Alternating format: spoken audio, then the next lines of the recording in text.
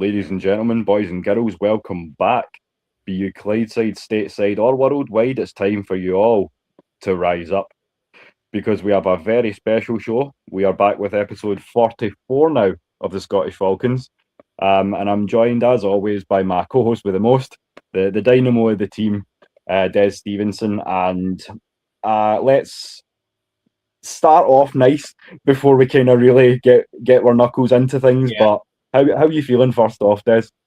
Yeah, good. Obviously, a lot of things in place. Let's just say the last week in X has been enjoyable. So I am going to say one thing. Nobody's died. All right. So effectively, we're going to have a comment. We're going to have opinions, and we, as I've always said, if I feel that there's anything that I think that the Atlanta Falcons are doing that's going to have an impact badly on my team, I'm going to say. What I would say is that effectively we've got everything in place. We've got our new head coach, which let's hope will, in a year or two from now, we're all having a laugh about how divided and how opinionated and probably effectively, let's hope we all laugh about the way we were with the Kevin Stefanski hire when he takes us to the promised land. That's all I'm going to say. Yeah, and I mean, if you want to talk about dysfunction, he's left a whole new level of dysfunction behind. Because I mean, let's not even. We will. I'm sure we will over the course of the show, but I don't want to throw Cleveland under the bus too much just yet. But we'll get into all that good stuff. But before we do, as always, we like to put the love back out to you guys. It's good to always see you on here before we are. So shout out to our Celtic brother Floyd. Rise up, lads. The future is bright. We certainly hope so. We're going to try and give you both sides of it tonight, though, because, as I say, it's the old social media has been, in a word, fun. We could get a bit more colourful with our language, but we did promise to work on that. So, and obviously, as I say, for the guys, give the guys a wee bit of time to get in. Shout out to Tony as well. Let's get Falcons set. Love the fact that they're getting the new tagline in there, Des. I think we're making it stick. Absolutely. Again, as Floyd says, I mean, the future is bright because, as you said, I think it wasn't working the way it was. I mean, again, we'll go into it, but you look at the awards and what's getting handed out at the end of this season. And there's 3 Atlanta players that are in there, and we couldn't even get a winning record. So that effectively shows you that there needed to be a change. And what I would say is probably the biggest part, the part where I'm more confident is the fact that Matt Ryan was there, and that Matt Ryan effectively made this decision.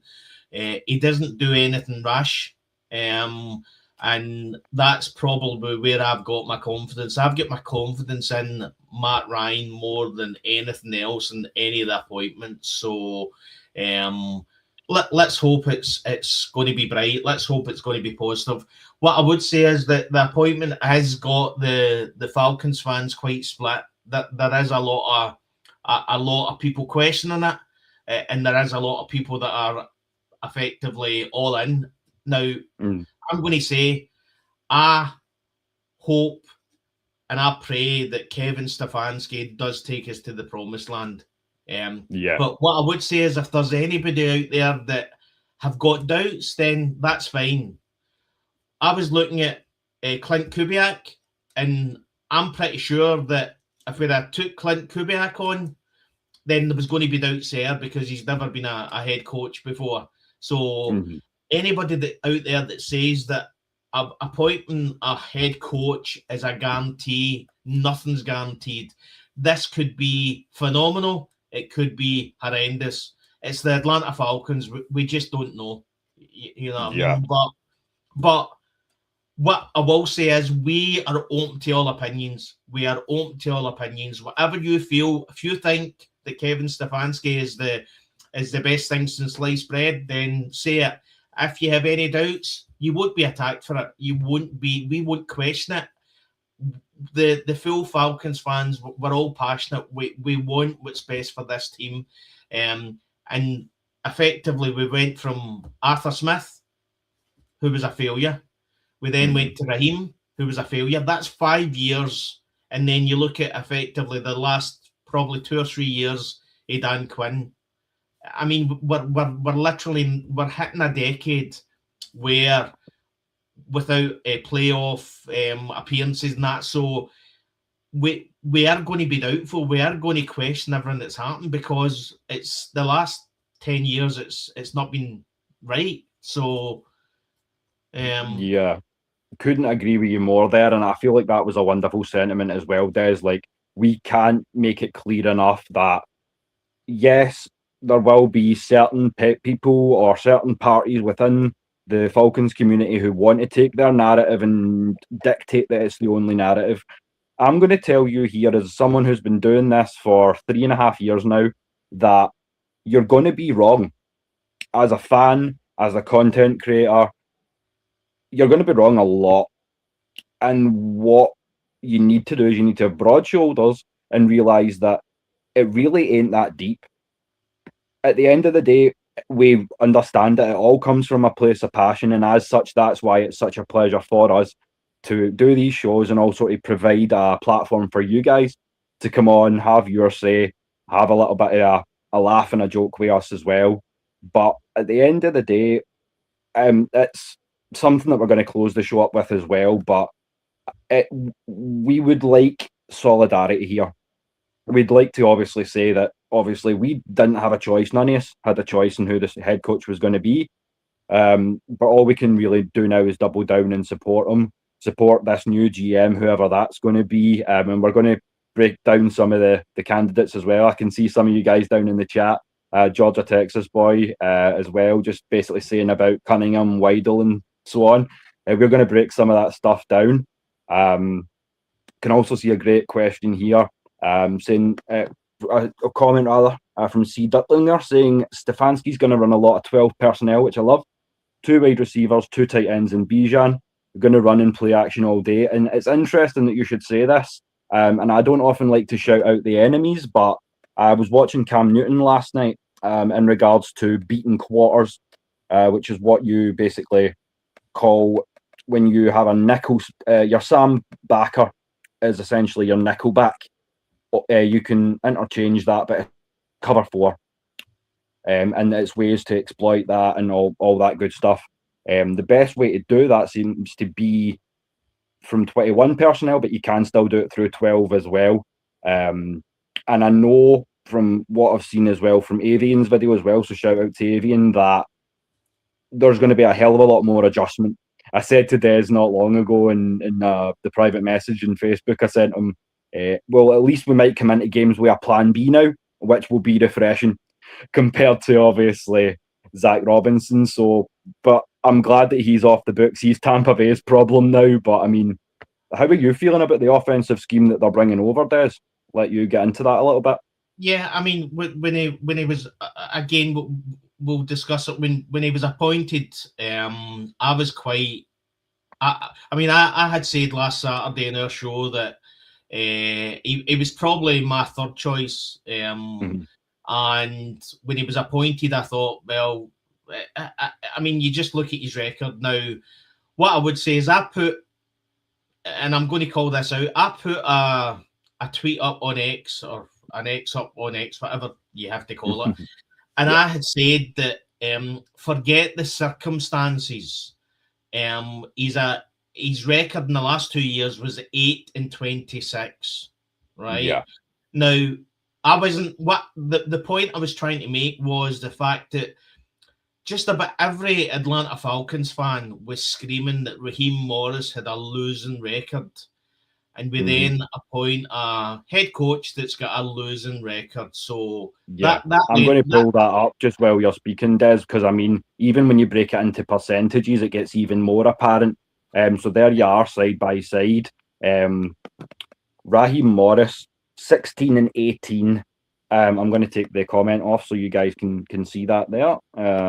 So 8 and 26 would be 23.5% as opposed to 47% for Coach Morris. So as I say, you can get into this now if you like, Des. But I know that some people weren't too happy with you flagging this up. But I'll let you go just while I let Big Will get in the building as well. So effectively, the way what I was looking at and how I was, and again, I'm quite a vocal person. I'm quite a vocal person. I like saying it. I'm a salesman. I've always been a salesman, so I can say it in words. When you actually ask me to put what I say down in a tweet, it always it's never the same. Now, what I was saying is that if we're then, and again, I had quite a lot of pushback on that circumstances. Now, we all know that the Cleveland Browns it's a dumpster fire. We understand that. It's a dysfunctional franchise, right? But if we're then, and again, I had a lot of people saying, oh, yeah, as soon as you say take the circumstances out, I was out on it. And again, for me, the way I look at it is if we want to go down that line, then we've effectively if you look at Raheem Morris has been let go, and he's a playoff head coach, because if we're taking circumstances into position, then he was only two good field goal kicks away from us going to the playoffs. So when I talk about taking circumstances out, I don't think there's an Atlanta Falcons fan, maybe 1 or 2%, who didn't say that Raheem Morris going was the best decision, right? But when I then question it and I say, right, Stefanski, right, take the circumstances out. We know it's a dumpster fire, and we know they had I think, and again, it's always good when you make the point at that time, and then you hear that literally in the last 2 or 3 seasons, he's had 13 quarterbacks. Now, yeah, you're not going to have a good offensive scheme and have a good offense if you're going through 13 quarterbacks. I understand that. But if we're not taking the circumstances out, then we've just fired a playoff head coach. And that was what I was trying to say.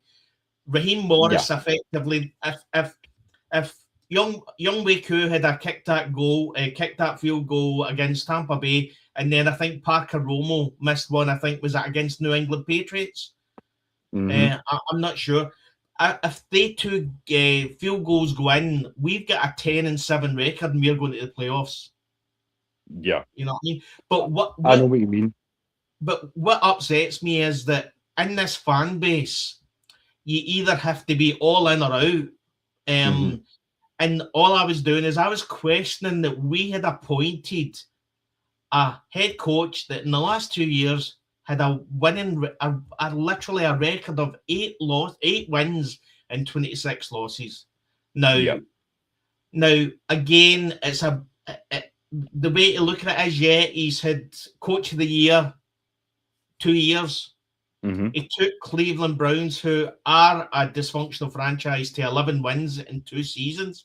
He's got a better win record than Bill Belichick. That was at the point where I get lost on it. You know what I mean? It's like, effectively, I don't really care anymore now. Kevin Stefanski is here. He's the Atlanta Falcons head coach. I'm at the point now where I don't care what he done in the Cleveland. You know what I mean? I'm now at a point where I've viewed my opinion, and I've said that it's, as I say, like any head coach appointment, it's a big risk. Every head coach appointment is a big risk. But for people to effectively attack you because you question a head coach with an 8-26 record getting appointed, and the team that you love it's bad play as far as I'm concerned. Yeah, and that's a great segue, because when you want to talk about all in, this guy below us is as diehard as they come. So we didn't expect it, but yeah, a special guest for you and a little bit of a willpower hour for you, because it's my brother Big Will, the Georgia Reaper, is here to join us tonight. How you feeling, Will? Hey, what's going on, man? Doing good, brother. How are you feeling about this whole Stefanski thing? Because I've got a couple of comments here just asking, obviously, how long do we Well, give it? And I mean, as you say, I I'll hear let you tackle that first, Will. I hear what Brother Dez was talking about the last 2 seasons, but what we got to think about when Raheem took over this team, he pretty much was handing the keys to a Ferrari, and all he Yeah, had to do was get the right driver, and he was all right. You know what I'm saying? He said this team was a quarterback away. He went and got two quarterbacks, and we still was only able to win 8 games. Man, if you would have gave Arthur Smith this roster that he had, Arthur Smith would have had us in the playoff both years. Mm, That's the thing. Arthur Smith won 7 games with pretty much five below players, like going to the five below or Family Dollar. He won us 7 games with those type players. mm, The thing about Stefanski, as we seeing coming out more and more over these last couple of days, the Browns are dumpster fire the way they yeah, running it up there. You know what I'm yeah, saying? And like when he first came in, he had a plan. He took them to the playoffs. His first year. We forget Baker Mayfield was on the verge of being a bust before he got there. The first 2 years Baker Mayfield was in Cleveland, they was already considering him a bust. He got there in 2020. He took them to the playoffs. They won a playoff game against the Pittsburgh Steelers, who was hot at the time. So we got to think circumstances make a big difference in situations also. And mm. what we got to do, we was very happy when they hired Matt Ryan in his position. What we got to do, we got to trust that Matt Ryan did his homework. We got to yeah. trust that Matt Ryan gave you know what I'm saying, the tough questions in the interview to find out what happened in Cleveland. What really went on in Cleveland? Did they allow you Yeah, to do your job? I Were mean, they, you know what I'm saying? Were they yeah. just giving yeah, you it just like, but then we got to think about another thing. I One mean, man well, trash is another man's treasure also. yeah, So yeah, yeah. this might have been And with Cleveland that being Browns. said, like one thing that does make me kind of question things is, and not give me cause for alarm, but certainly cause for concern would be, I'm not 100% sure who was calling some of those plays in Cleveland last season. And I've said to Des in the chat, and I've said to anyone that will hear it, that I don't want to have essentially a boys get your rulers out kind of moment on the sideline. That's not what I'm here for. You're here as an offensive coordinator. You're here as a head coach. Like whatever went on in Cleveland went on in Cleveland. You have more talent here than probably you could have hoped for. Um, Obviously, when it Right. taking the QB situation off the table, but you That's know what I what I'm want the saying, guys. fan base to get over. I want the fan base to get over that. I want them to think about he got more talent than he ever had in Cleveland. Oh, 100%. and Please forget about the last 2 years he had in the Browns. That's gonna be on his record for sure, yes. But forget about the last 2 years he had there. Forget about the Shadur Sanders situation because we found out that wasn't true.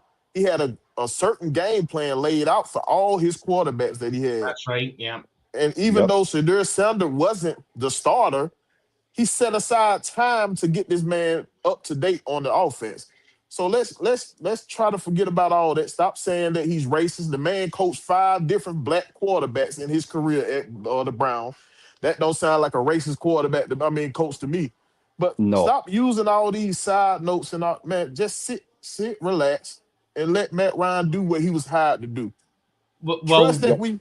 Go ahead, yeah. Dad. Well, what I would say is if Kevin Stefanski is a racist, he's picked obviously the wrong industry to come into. Yeah. Um, that, that, And the that, wrong city. yeah, that's a bit. I mean, I'm pretty sure, and again, if you ask Miles Garrett about Kevin Stefanski, I'm pretty sure it'll be wonderful. It'll be nice words, you know what I mean? Mhm. So I seen a Right.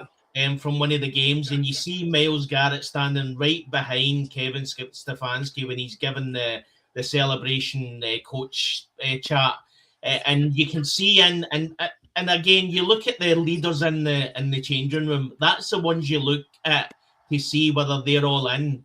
And effectively, you've seen him nodding and agreeing, and he was behind Kevin Stefanski. Now, if Miles Garrett, I mean, a guy you're not going to mess about with, if he was seeing racism in that locker room and in the practice field, he'd call that out, I'm pretty sure. So right. Then we got to think about, and the they was at the bottom. Yeah, go sorry, ahead, my bad. I thought you were through. Go ahead. No. Again, the benefit is that effectively, Kevin and Matt can have they can share and effectively Kevin can share with Matt exactly what happened in Cleveland. Words that aren't going to come out into the media or into the public. He can sit down and say to Matt, "This is what happened. That's what's happened." What you got to also remember as well is that the first year that Matt Ryan was away and commentating, he went round. If there was a game that was getting played, he was in that facility. He was going round and touring the teams. So I'm pretty sure he's been in there. He's seen what Kevin Stefanski can do, and he's and effectively how he trains the players behind closed doors. So he's seen all that. So as I said, and Will mentioned that, I said earlier, the good thing from my point of view is that Matt Ryan has made this decision, and I trust Matt Ryan 100%. But and again, the news that have come out from, as Will said, about Cleveland being a mess. I mean, the stuff that's coming out, Mike McDaniels refused to take an interview. A whole load of head coach potentials are literally not interested. They just don't want to go there. It is a dumpster fire. And as Will said, we've all been in a job where we've worked for somebody who thinks that we're not very good at a job, and then we move to another job and they can't believe how good we are. You know what I mean? We've all been there. So he's my head coach. I support him 1,000%. And that's the way I look at it. And that's, I'm going to jump on that too. And I mean, speaking not just for ourselves, but for the whole community and city of Atlanta, and not to get political, but the almost regression that the last 5-10 years into where everything has to be about race again. I will make this as clear as I possibly can. I do not give a fuck that Raheem Morris is a black man. He is a failure as a head coach. I don't give a fuck that Kevin Stefanski is a white man. He has been a failure as a head coach, and it's something that I hope he can remedy. At what point should race even enter the conversation? At the end of the day, you pull, no matter what colour your skin is, you pull a red jersey on over that. That's what counts. And that's all I'm going to say. Honestly, right. Honestly, Will, see if an alien come down and it was green with purple polka dots. See if he's got a good offense scheme and he takes us to the Super Bowl. Yeah, That's what I was saying. That's what I was saying on Coach Show, man. I don't care. We can have Bernie. We can have Bernie in here that got on coaching the team. As long as we get wins, I don't give a goddamn, bro. Like, first off, what you got to look at, Cleveland had nothing to play for, and they still was in most of all of their games all year. That tells you a lot about the head coach. They didn't get blew out a lot of games. They was in every game. So, like, and the thing is about, I know a lot of folks thinking about Tommy Rees or whatnot, but you got to go look at the film. If you go look at the film of Tommy Rees play calling last year, he was calling good plays. Your boy Shadur Sanders was holding on to the ball. You had guys running wide open in that offense. Even if Tommy Rees had all this lack of offensive coordinator, all that, he's still 10 times better than what Zach Robinson was putting out there. Yeah, he has a plan B for a start. I think that your boy Stefanski gonna call the plays the first year and hand it off to Tommy Rees. But if he does just let Tommy Rees come in and call the plays, he was calling some good plays, dog. It was just Shadur was holding on to that ball. If you go back and watch the film, it's free. Google's there. You can Google whatever you need to Google. It's free stuff. Just go watch the film and pick and look at it with your own eyes. Don't look at it biasly. Just look at it with your own eyes and see guys running wide open in their offense. Yeah, The good that's it, thing about it, 100%. And I mean, this is something I'd love to get the chance to do with you guys, is sit and really break down the film, because there's a lot of people watching who maybe don't understand some of the X's and O's and the more nuanced eccentricities of the game. So it would be a good chance to do some of that as well. well, what I would say and is someone as well who I know is film. Sorry, Des, on you go. Sorry, just going to what Will said as well. All we need we literally at this point need a game manager, a good game manager. That's all we want as a head coach. As Will said, this team has got weapons everywhere, defense, offense. All we need is an adequate head coach. That's all we need. You know what I mean? So Stefanski doesn't have to be like prime Bill Belichick when he took the New England Patriots and built the dynasty. He doesn't need to be this. All he needs to be is adequate time management. You know what I mean? Effectively controlling I seen a thing today about obviously the how he worked with the quarterbacks and everything. He knows the most important player on that park, and he works with that. That's beneficial. Seemingly, I've heard a lot of players that's another good example down there too. What their receivers dropped a lot of balls last year too. Jerry Judy was like up there at the top. They dropped balls, so like, and that was their number one wide receiver. So you got to think about the circumstances and all with it too. Just go watch the film. Don't believe everything you hearing everywhere else. Just go sit down, watch the film. The film is there. Is free.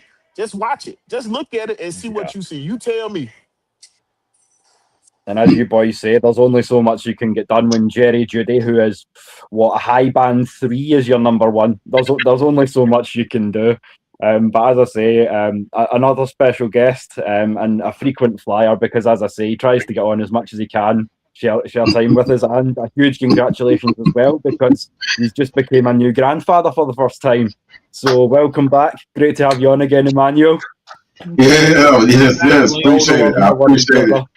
Yeah, that's the reason why I'm late. Cause had to spend a little time with the grandbaby. You know, everybody's trying to get their turn in, and but y'all know how it is when you got a new face in the house, and it requires a lot of attention. At least I don't know if she wanted it, but she got it. She's gonna be a little spoiled brat, so I'm gonna be broke again. Oh dear! Won't be able to buy as many Falcon gear as I want to now. So yeah. Have you bought the baby some Falcons gear? Oh, of course. I posted online. Yeah, I posted online. I decorated her baby bottle and her welcome home blanket, and I've already got her decked out and ready. But she's gonna be a Falcon for sure, whether her side of the family like it or not. Man, well, in Scotland we call that child cruelty. Maybe I'll look around and see if I can find her a kilt or something that she can wear too. You know what? You should let Maggie know the next generation of the Ladybirds is already in some good hands. So exactly. That's what I was telling the mom. Like, hey, she's already in good hands. So they bet on it. Yeah, she's in a good place. But man. Again, we'll just go back to the thing we were talking about, colour as well. Just one thing I wanted to say. The Lombardi Trophy doesn't care what colour you are. That's true indeed. That's true indeed. I mean, doesn't care. And that's all we're interested in. And what I would say is that when you see Matt Ryan talking, he keeps on reiterating about championships. We need to win championships. Yeah. And again, as I said, I questioned the Stefanski choice, but I'm all in. And I have faith in Matt Ryan. I know he knows what it's like to put a championship team together. Yeah. Unfortunately, just at the last quarter, we missed it. But he's seen a championship team, so that's where my faith is.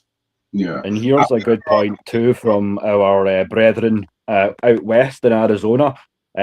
Special teams lost us 3 games, so I feel like that's going to be just as important a piece to this coaching carousel is going to be who do you put in charge of the special teams, because that unit last year, when you're devoting, as we said, a quarter of the roster to guys that will be effective on special teams, it didn't make sense after a point. I'm sure you guys will agree. Well, right. And that was Raheem Moore's only job, was to clock management and just manage the team, and you failed at that. Yeah. We had how many delay of game we had coming out of timeouts? That should never happen. Yeah. And it happened last 2 times, 3 times. Yeah. Here's what a lot of people are overlooking too. Special teams was made up different. It wasn't just the fact. If you look at the difference between last season's special team and this season, it's almost, I'm not gonna say a total different personnel group, but it was made up different. We didn't have the DeMarco Helms on there. We didn't have Malone on there most of the time because they were trying to preserve. They made a specialty for the special team coach. Yeah, they had guys on there that didn't play no position. You know how you usually set your special teams up, and they usually be backups to a certain position. These guys didn't offer nothing to that position. They were just straight special team guys. So it killed us in the depth perspective of our roster. Yeah, Felipe Franks, Mike Ford. You know, I mean, there was a lot of players that when this 53-man roster was put together, you specifically looked and said he's been picked for special teams only. And I mean, it was horrendous. It was bad. And as it said, I mean, 3 games, minimum 3 games we lost because of the special teams. So that's probably going to be a crucial appointment. Who we're going to bring in? I don't think we've appointed anybody yet. I don't think so, no. But I can't remember who it was that said that a couple of shows ago, talking about getting one of the young Lions out of Carolina to do it. Now, not necessarily him, but just I love the idea of giving a young up-and-coming coach the chance. Yeah. But again, that could come back to bite us. And but yeah, I'm all for that. As I say, Tommy Rees is still learning his. I mean, what the main thing to the game. The main thing was we've got rid of Zach Robinson, and not only that, we've actually bought him a division rival. You know what I mean? But again, this is the issue when it comes to Atlanta Falcons. Yeah, we seen that appointment, and we're all thinking, right, okay, you know what's going to happen? He's going to go to the Bucks, and their offense is going to be absolutely lights out. You know what I mean? That's just the way we see it. But we didn't see anything from Zach Robinson. The first year wasn't great. This year was horrendous. You know what I mean? So the amount of people that actually put out saying that to all the Bucks fans, I hope you enjoy Pistol. But here's the things that I found out too. Since we picked up Stefanski, I'm gonna get his name wrong, but Kevin Stefanski. I don't want everybody to be so sold on this guy just because we were so ready to move on from Raheem.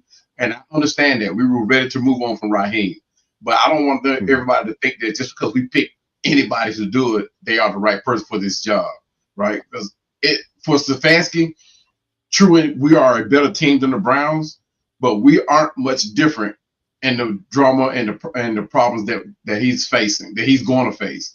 We're actually in the same position, if not worse. And I watched 4 hours the other day of Penix. And when I say I watched 4 hours of footage from him, I'm not so sure that he is the answer for our future. And on my next show, I'm gonna piss some people off because there are some things that I noticed during those 4 hours that I didn't notice before, because I was so in tune to making him to be the future, the franchise of this quarter. I mean, of this for this team, and I'm not so sold on him anymore because of what I saw. And I'm going to share that, but like I said, I'm going to piss some people off because it's not. Like I said, Stefanski is going to face a lot of problems here that he's also was facing up in Cleveland, and he didn't do so well handling those. So, and then on top of that, I'm an old school guy. I've been around for a long time. I judge people on character, right? what he knowledge aside, what he's able to do on the field in the locker room or whatever. I judge character. That's like Raheem. That's why I was so sold on him, because I looked at him as a character. I mean, looked at his character first, but then at the same time, I looked at what he was able to do as a coordinator. That's which is the reason why I said, okay, he may fit in and get the job done for the Falcons. But Stefanski is another story. Then on top of that, the staff that he brought with him, and most people, like most head coaches, are going to say, hey, I'm bringing my team on, I'm bringing my staff on. But because he was able to be bent and keep Jeff Ulbrich, which is not a bad thing, because Jeff Ulbrich is a hell of a coach. He's done a great job here.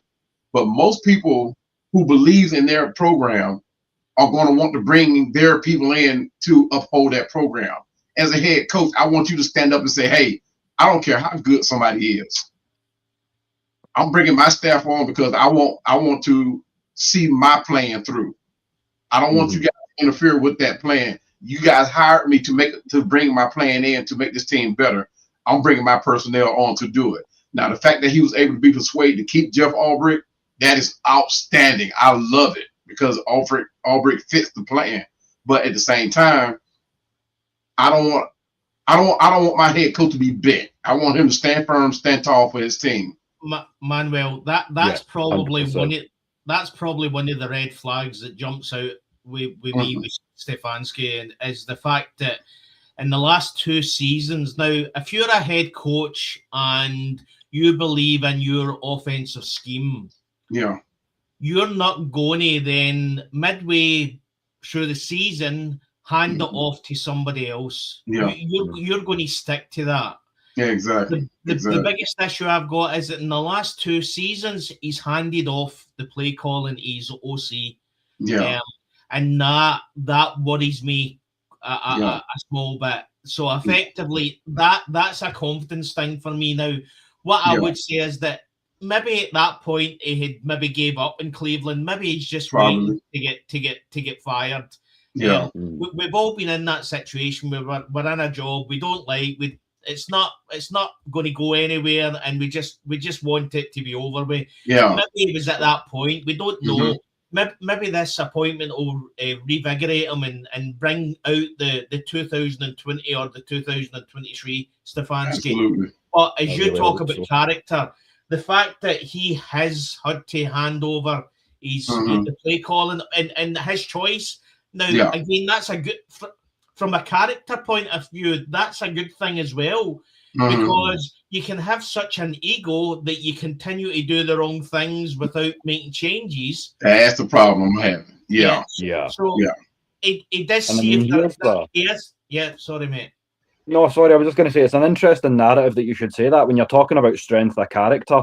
I feel like this shows the lack of depth in character to Baker Mayfield, and there's going to be some Bucs fans that are pissed off, but if your quarterback is spending more time thinking about our head coach than your new offensive coordinator, you guys really have bigger problems than what we do.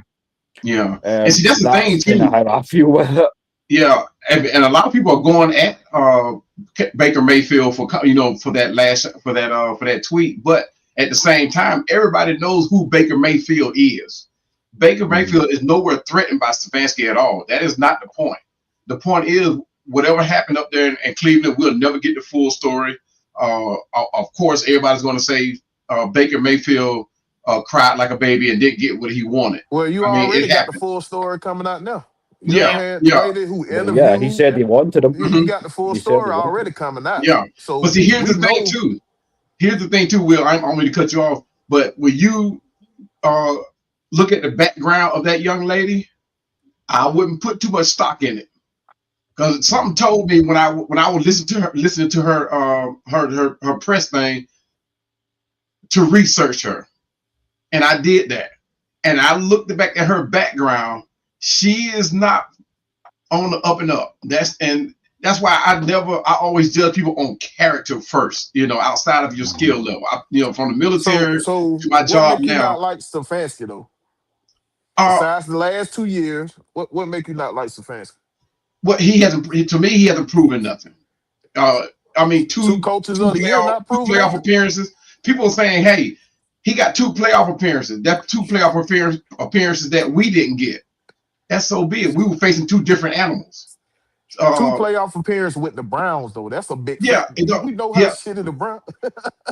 They were listen, bad. But at the same time, the only team. He won Coach of the Year in the AFC North, one of the toughest divisions in football. Yeah, he won it twice.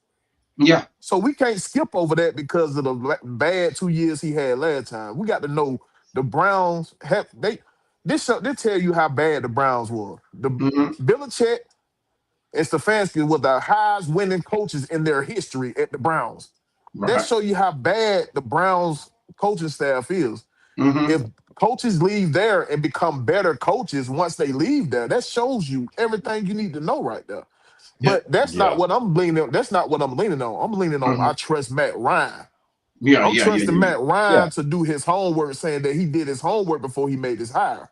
Yeah. I'm trusting that he did that. I'm hoping that it works out. Trust me. That's what I'm trusting. But what I don't like is people saying, hey, he did Shador wrong. No. Don't pull that Shador shit down here. Deion Sanders don't even claim us until we winning. That's the only time Deion Sanders claim us. Don't pull that Shador shit down here. And that's a promising sign. I mean, when he comes in here, if he's going to conduct himself in the same manner which he did in Cleveland, then you would suspect that he would still be working with Mike Penix until he comes back from the injury, while he's got the bridge player going, whether it's Kirk, whether it's someone we bring in, draft free agency, whatever.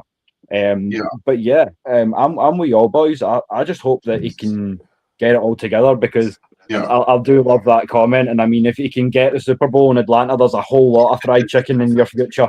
I'll say that much. That's what I'm saying. That's what's gonna cure everything. Winning cure everything. Fans can feel how they want to feel. Yeah. Because so he come through and we come around, we mess around, win 11, 12 game. Guess what?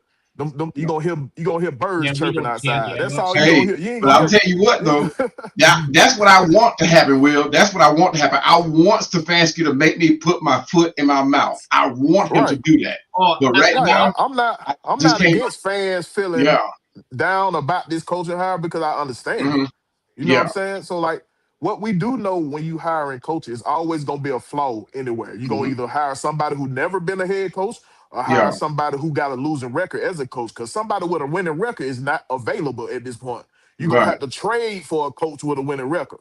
We all know that. Right. So you're going to have flaws for whoever you hire, period. But the thing is, you got to trust that your front office did their homework, which they did. They got rid of the guy y'all kept talking about. You know what I'm saying? They got rid of him and put Matt Ryan up there. So y'all got to trust that Matt Ryan doing his homework. That's all I'm saying. I don't like when people talking about the Shador. No, this man is not a racist. He had 5 quarterbacks that was black in Cleveland. Look, I'm not. That's the last one. I've heard those reports too, and I've seen a lot of content on it. And that's the last thing I'm going to label him as. And that's why I said I'm weighing on his character. I'm not. It's not. Even if he was a racist, I could care less if he was. But at the same time, it's fairness. You know, is he going to make the right decision that's going to be better for Atlanta? Right. When I look at the whole Falcons, not the city, exactly. Better for the Falcons. Right. Well, and the thing is, he got to make the right decision for Atlanta too, because even now they're still talking about moving the Falcons to out of Atlanta.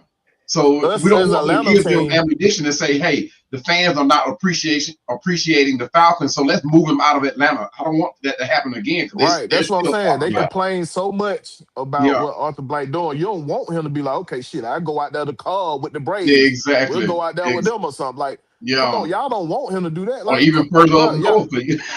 Everything y'all saying about, like, you want black this, black that. Come on, bro. Yeah. You ain't got to be. And here's the thing as well, like, black to win. But again, got to be black to win, bro. Well, I'll jump in on that. We effectively had a black head coach, we had a black GM. If you're a real Atlanta Falcons fan, I don't really care. I mean, literally, you take me to the Super Bowl, you can shoot a puppy on air, live on air, and I'll still support you. I don't care. Just give me the Super Bowl. I don't care. With color here, I just want to win. And that's a good point down there. Can you put that up there? What Tony put down there? Yeah, just let me have a look there. Tony. Got it, man. Yeah. You remember how them people was in the uproar when we hired Jeff Holbrook? Yeah. Mm-hmm. And the thing is, I actually welcome that. I actually wanted the Falcons to go a step further since we brought in Jeff Albrecht. I wanted them to go a step further and go get Robert Saleh and make it a reunion here. Yeah, I would wanted that so bad. Don't They say were. that. You talk about turning around. Yeah, If you guys think, listen, if you think Stefanski and Rees turned around the Browns, what they did in New York, if Aaron Rodgers did what he was supposed to do, if Aaron Rodgers did what he was supposed to do, the Jets would not be in the place where they are now. But Robert Saleh and Jeff Albrecht single-handedly turned the Jets around. Defense-wise, the thing is, what you saying there too? What was Robert Saleh record with the Jets? It's not about record. It's what they turned around. I'm asking this for a reason. What was his record? It was two. It wasn't a good record. He only had 1 or 2 games in this game. So that's two coaches that had losing records, right? Here's the thing. Coaches that would have had losing records. But you got to remember what they gave up. You got to remember what they gave up. They gave up to the point where they did not have a single veteran, a single Pro Bowler on that team. They gave them up, whether it was draft picks or whether it was trade. They gave up in New York, and that's the reason why it did not work out. But when Jeff Albrecht and Robert Saleh took over, that defense turned around and had 3 Pro Bowlers in 1 season come off that defense, and we got that now. We got that. And the Browns are the same. I mean, they nerfed 3 years worth of first-round picks, if you recall. So, I mean, if you want to talk about how hard the situation you had in Cleveland, then giving away first rounds for not a lot of capital is not going to help either. Well, the issue I had with Jeff Ulbrich was I just felt as if Raheem Morris was bringing in it was like a pals act. He was bringing in his pals. He completely, he completely proved me wrong, and I hope Kevin Stefanski does the same. As I said before you come on, nobody can. I question. From my point of view, you can't be attacked by questioning an appointment of a coach that went 8-26 the last 2 years. You can't. Now, what I would say is the positive of all this is the fact that coming from the Cleveland Browns, coming to the Atlanta Falcons, and the press and the media, it's going to be a breeze. Kevin Stefanski's going to think he's in Disneyland when it comes to Atlanta, because all he really needs to worry about is the Orlando Ledbetter. That's the biggest worry he's got. You know what I mean? I think the media here is a wee bit more understanding. I don't think they're. Sometimes I think they're too easy with the head coach, but I would rather have that than have the way it is in Cleveland. You know what I mean? So, but I think. Like with the media, I forgot the reporter there that has started giving our staff a hard time now, because he's a diehard Falcon fan too, and he's starting to ask the right questions when it comes to these press conferences, and that's why they save him like toward the ends, because he asked the right questions that put our coaches on and players on the spot when it comes to asking these. I forgot his name. I wish I could remember his name, but he does a great job. And getting these guys to coming out of that cliche-ish answering the right question, giving the right answers. The question that he asked. Mark Zeno? The big guy, the big white guy? Zeno ain't no big. He ain't big. He ain't big. But this guy here, he makes these guys stand up and hold accountability and answer the question that the fans want to hear. We don't want to hear. When we look at the tail of the tape, of Robert Saleh, he was 20-36 in his 4 years. Up there. His 5 years up there, whatnot. He never had a winning record at the Jets. Never. The most wins he had was 7. So I think Auntie Pam makes a great point there too. I think the problem with Salah was that he would have wanted to call a lot of his own plays. That would then sort of mean that Ulbrich would be sort of surplus to requirement, but the wins haven't necessarily been there to the level where you'd like them to be to make that choice. So I can see. The positive from my point of view is it's an offensive head coach. That's what I wanted. Yeah. When you listen to since his appointment, you listen to a lot of people talking. They say that effectively his scheme and Clint Kubiak's scheme is they're exactly the same. Which is, I mean, and again, if you're Matt Ryan and you're looking at Clint Kubiak, who's never had a head coaching role, you then look at Stefanski, who is literally, I mean, I would probably say apart from maybe New York, Cleveland is probably the worst and the hardest and the toughest city to actually be a head coach of a football team. Yeah. So he's looked at that and thought, right, Clint Kubiak, no head coaching role before. The scheme's effectively the same.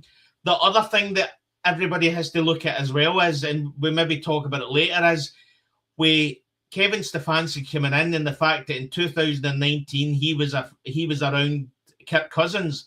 Is there a possibility that Kirk Cousins stays on with Atlanta and effectively becomes the quarterback? We don't know how long Michael Penix is going to be injured. You heard Manuel saying that he's watched the tape and he's not convinced that Michael Penix is the real deal.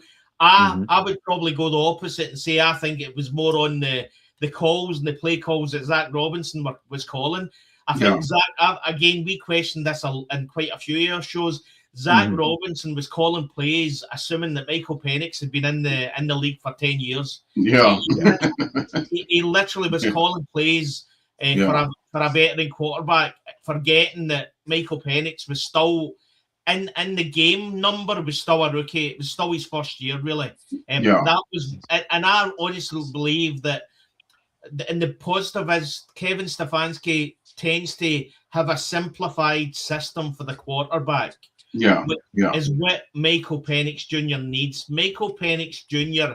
effectively has to be not mollycoddled, but he needs to be helped rather than some of the play calls that I've seen Zach Robinson call. Literally. Michael Penix, we're going to call a play and I want you to batter it 50 yards down the field. London will be there somewhere. I mean, it was ridiculous.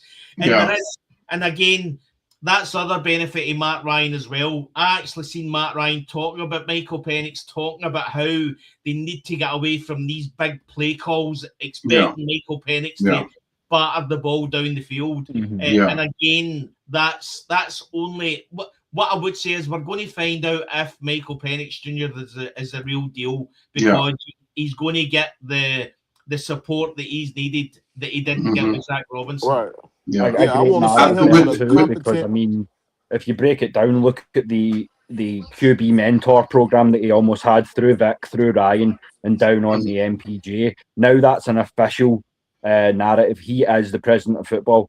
You can't seriously tell me that he's not going to have some sort of impact, some sort of heavy say in what's going on with that passing game, particularly given that he played that position at such a high level for such a long time. And I feel like in some ways we are put in a position to succeed because by doing that and then bringing in a QB who, I'm weary of the tag QB whisperer, but the way that he's tried his best to develop Shador even when he wasn't the starter, I mean, we could be in an interesting place here, and we could end up in taking it somewhere. Like we get a little loose there, but as you say, I don't feel like Penix is 100% there. What we do with him just in this period now until he's healthy again, and in this season to come, that's really I feel going to dictate kind of the remainder of not necessarily his career, but at least his Falcons tenure. We get a little loose with the word QB whisperer sometimes. But what I will say, I want to see him in it with a competent play caller before I make a judgment call on him. Because we know Zach Robinson was some garbage, some hot garbage.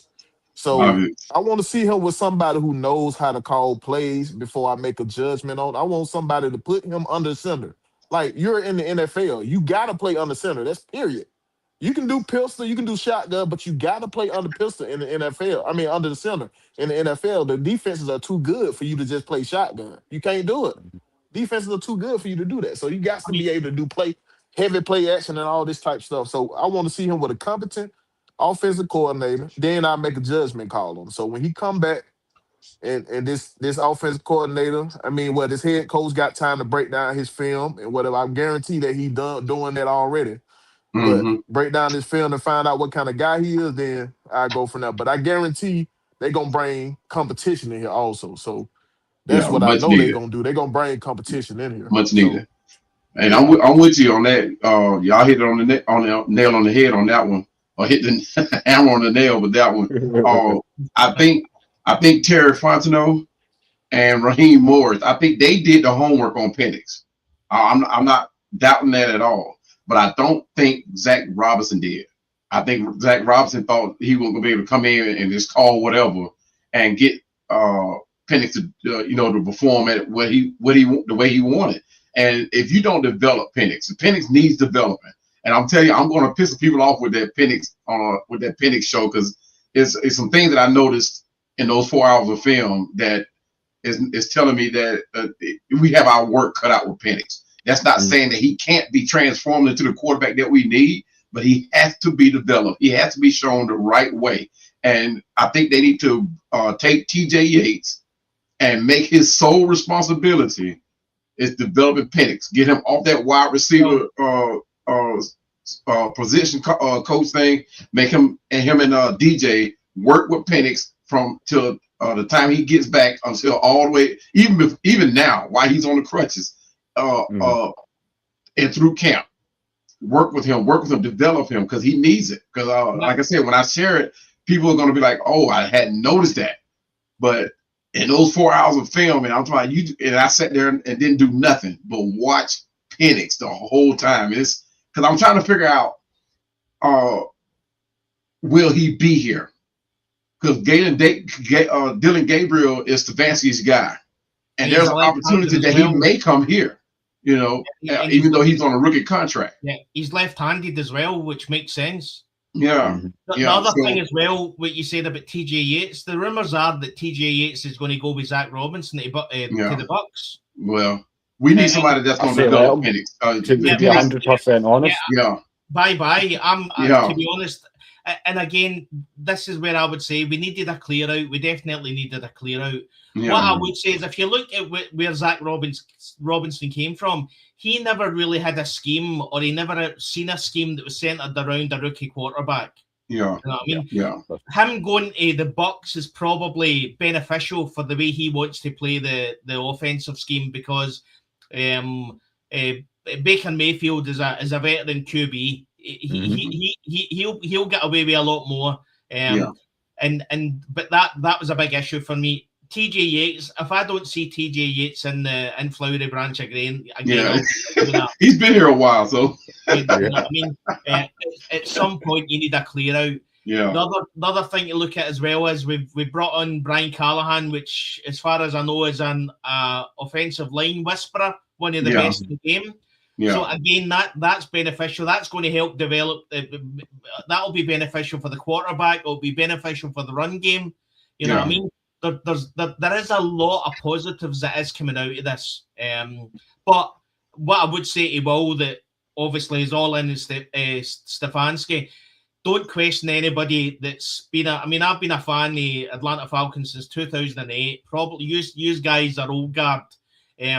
But we always, the glass is always half empty. You know what I mean? Yeah. And we're just expecting everything to fall. But what I would say is the coaching. Tommy Rees, I don't know a lot about Tommy Rees. But seemingly when he did take on the play calling last year, when Stefanski handed it over, seemingly he done all right. He done well. Yeah. As I said, the way that you can't quit, you can't have the final say on Stefanski because of Cleveland Browns. It's the same with Penix, that you can't have a final say because he's Zach Robinson. So right. the two narratives can be the same. You know what I mean? I'm in on Michael Penix. I just think that if we support this guy, I think he could be special, right. Especially with that arm talent. Some of the throws that he's done, it takes my breath away. Some of the throws that he's done, even in an offensive scheme that I think probably handcuffed him a lot of the time. Yeah. So when we then give him that support, when we've got the Stefanski offense, and we bring in somebody to support him, then I think the future does look bright from my point of view. I feel like we saw what Phoenix can do in the chat too. Like, Anti Pam saying if we could get Musgrove or someone of that ilk to be the QB coach, I love it. Just make sure that he's developed obviously appropriately, because as you say, there's not many people who can really stand flat-footed and bomb it 50, 60 yards. Yeah. I mean, you're talking about Stafford, Favre. Then you really need to start thinking a little bit. Josh Allen, maybe Justin Herbert on a good day. But there's a handful of quarterbacks that are capable of making these plays. Mike can, but I feel like, as I say, a lot of it was scheme-based, expecting a rookie QB, as you say, Des, to make moves that a 6-year or 7-year pro should be making. But no, I feel like we all being considered that we are in a good place. And another thing that I feel like is great is something that I've made abundantly clear is the fact that I want more accountability from the coaches.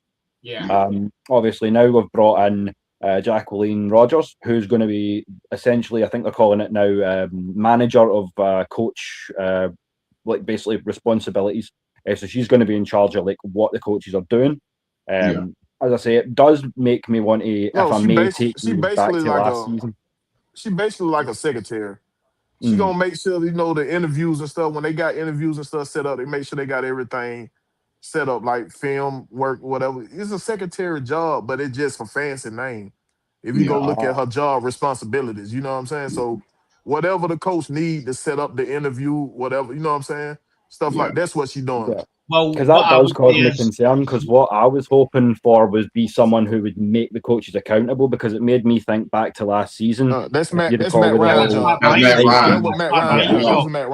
Matt Ryan right there. You got somebody in place for that. That's Matt Ryan. Yeah. See what Arthur Blank did with Matt Ryan. Obviously he lost the trust in things being able to run like it's supposed to be. He lost that trust. And he didn't, when he went to ask questions about what was going on, nobody had like a relevant answer that will satisfy him. So now he has a guy in place that he knows he can trust. There's no question about it. Matt Ryan. Matt Ryan is going to tell him what he needs to hear. He's not going to go into his office and tickle his ears and tell him things that to make him feel good. He's going to tell him exactly what needs to be done. So here's the thing people are overlooking too. Greg Beatles is in his year 31. It's about time for him to move on. So if Matt Ryan can get on this learning curve, he's gonna be handling the paperwork. Oh, he's still gonna be there. But you got to look at, most people spend 30, 35 years, maybe 40 years in the job. It's about time for him to move on. He's gonna want to retire here in a minute. Matt Ryan, you if talking he gets about on this the learning curve, part. That's what you okay. I thought if he gets on this learning curve, Matt Ryan could actually either take over the responsibility or share that responsibility with Greg Beatles. He could do that because, like right now, everybody in that organization has to answer to Matt Ryan. Everybody, even Greg. Nobody has to make a decision that without making a decision without Matt Ryan being known about it. Yeah, because that was my understanding. General manager, Greg he has Blank's right hand man. If he wants something done, he goes, Matt, can you? Kind of thing. Exactly. And the thing about Penix is, we definitely don't want him getting on national TV and saying again, I need help. I don't have the help that I need. And that's one thing with Stefanski and Rees, that they're hopefully, and Musgrove, like Ms. Pam said, if they bring him in here, that's definitely won't happen with Musgrove.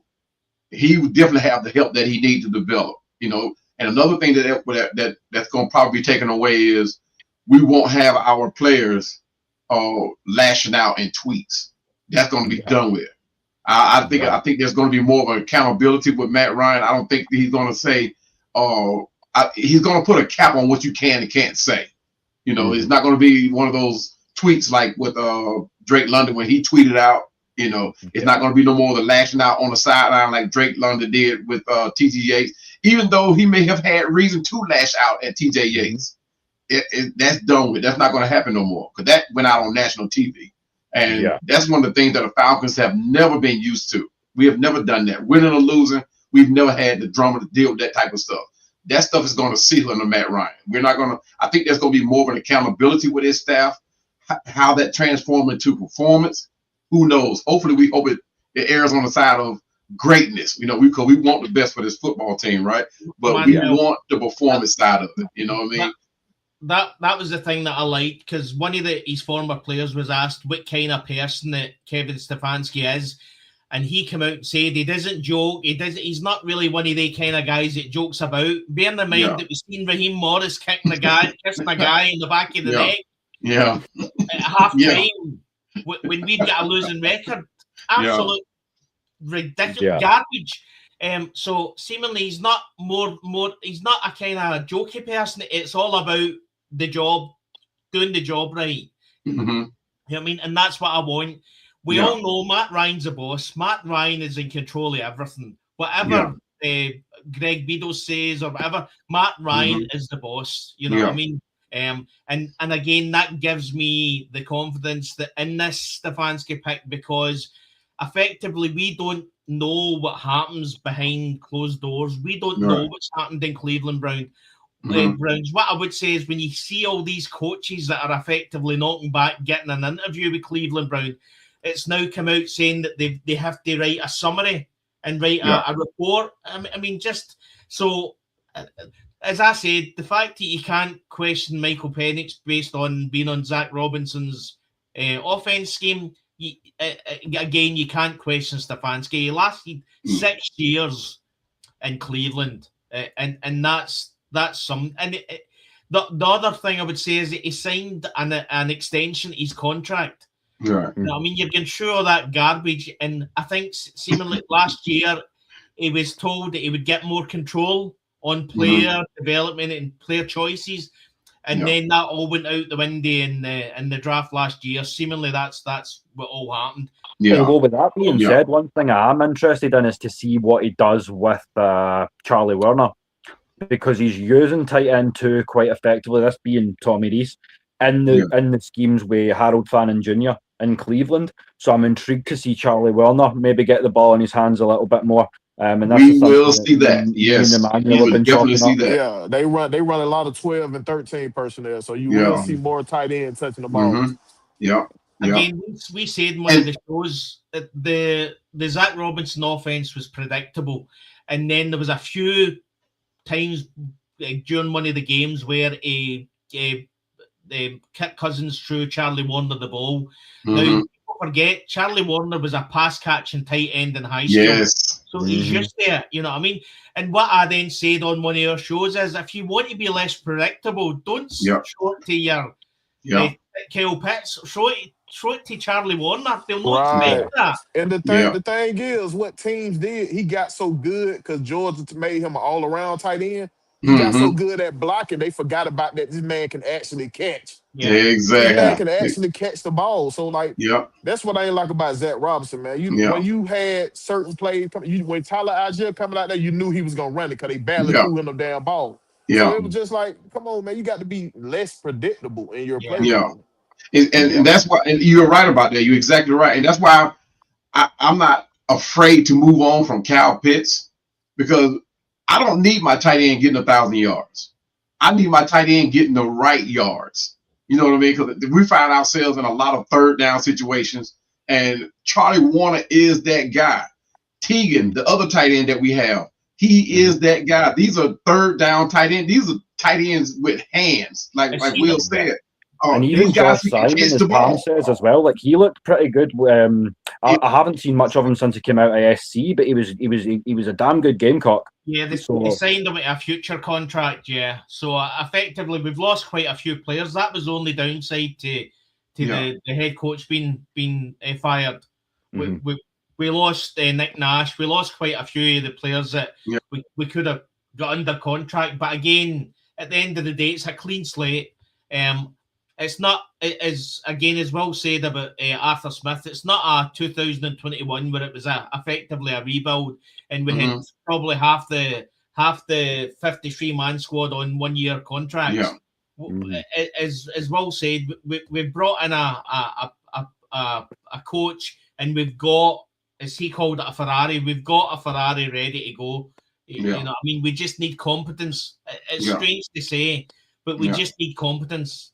Competent head coach, and I mean, we should at least get to the playoffs. The one thing that worries me is the fact that the Panthers are rejuvenated. The Bucks are going to be on a mission, and the Saints, look, they're starting to come out their cap hell. So we're at a point that last 5 years when we should have been dominating, maybe even say maybe the last 3 years we should have been dominating. We've lost the years. And again, it might come to a point that next year there might be 2 winning teams in the NFC South, and maybe only one of them gets to the playoffs. Yeah. And see, we can look at it the other way too. Baker might just be legitimately scared because we got Stefanski. He could be. I mean, but we got to wait and see on that one. You know, Baker Mayfield got to lose like all I'm going to say is, just repeat the point from earlier. I'm not wasting time on Tampa Bay. So if they're wasting time on us, go ahead and do that. We've got our own business to take care of, and I think it's like make your own bed before you start looking at the beds of others. What I would say as well, Will, is the fact that probably the biggest risk is the fact that with us bringing in Tommy Rees and Stefanski, we are putting a big bet on the fact that it was Cleveland Browns and it was that's obvious. That was obvious. Franchise. And again, what I would say is these guys are coming into the building thinking we're going to show that it wasn't us. We're going to show it was them. You know what I mean? The biggest thing that people really haven't noticed is we're actually playing the Cleveland Browns next year in one of our games. You know what I mean? So that's going to be fun. It's going. This team it's like, and I think we said it even before the season started last year that this defense is going to look a lot different, right? And that's what it is. It's looking a lot different. Here we're going to be saying the same thing about the offense. It's going to look a lot different. We're going to have some key players that are going to remain, but there are going to be some additions that are going to make this team look a lot different, specifically at the number 2 and number 3 wide receivers. You know, because there's a lot coming in out of the draft that we got opportunities. There's a lot in free agency that we can take advantage of. So hopefully we'll be able to fill the spot that we need comfortably and make this offense look a whole lot different than it did, you know, this past season, especially with the new offensive coordinator coming in. Because with this team, man, I don't see no offensive coordinator that would not have jumped to the opportunity to have been able to coach this defense. Coach this offense last season, because we had all the pieces in place. And this was a Super Bowl winning. It was a Super Bowl winning offense, and we as this coaching staff, we squandered it. The offense supposed to have been the strongest part of our team last year. And it was the defense that was holding us up. That's crazy. It's supposed to match every move that the defense made. The offense was supposed to counter. I mean, we were supposed to gel like nobody's business. This offense just got wasted.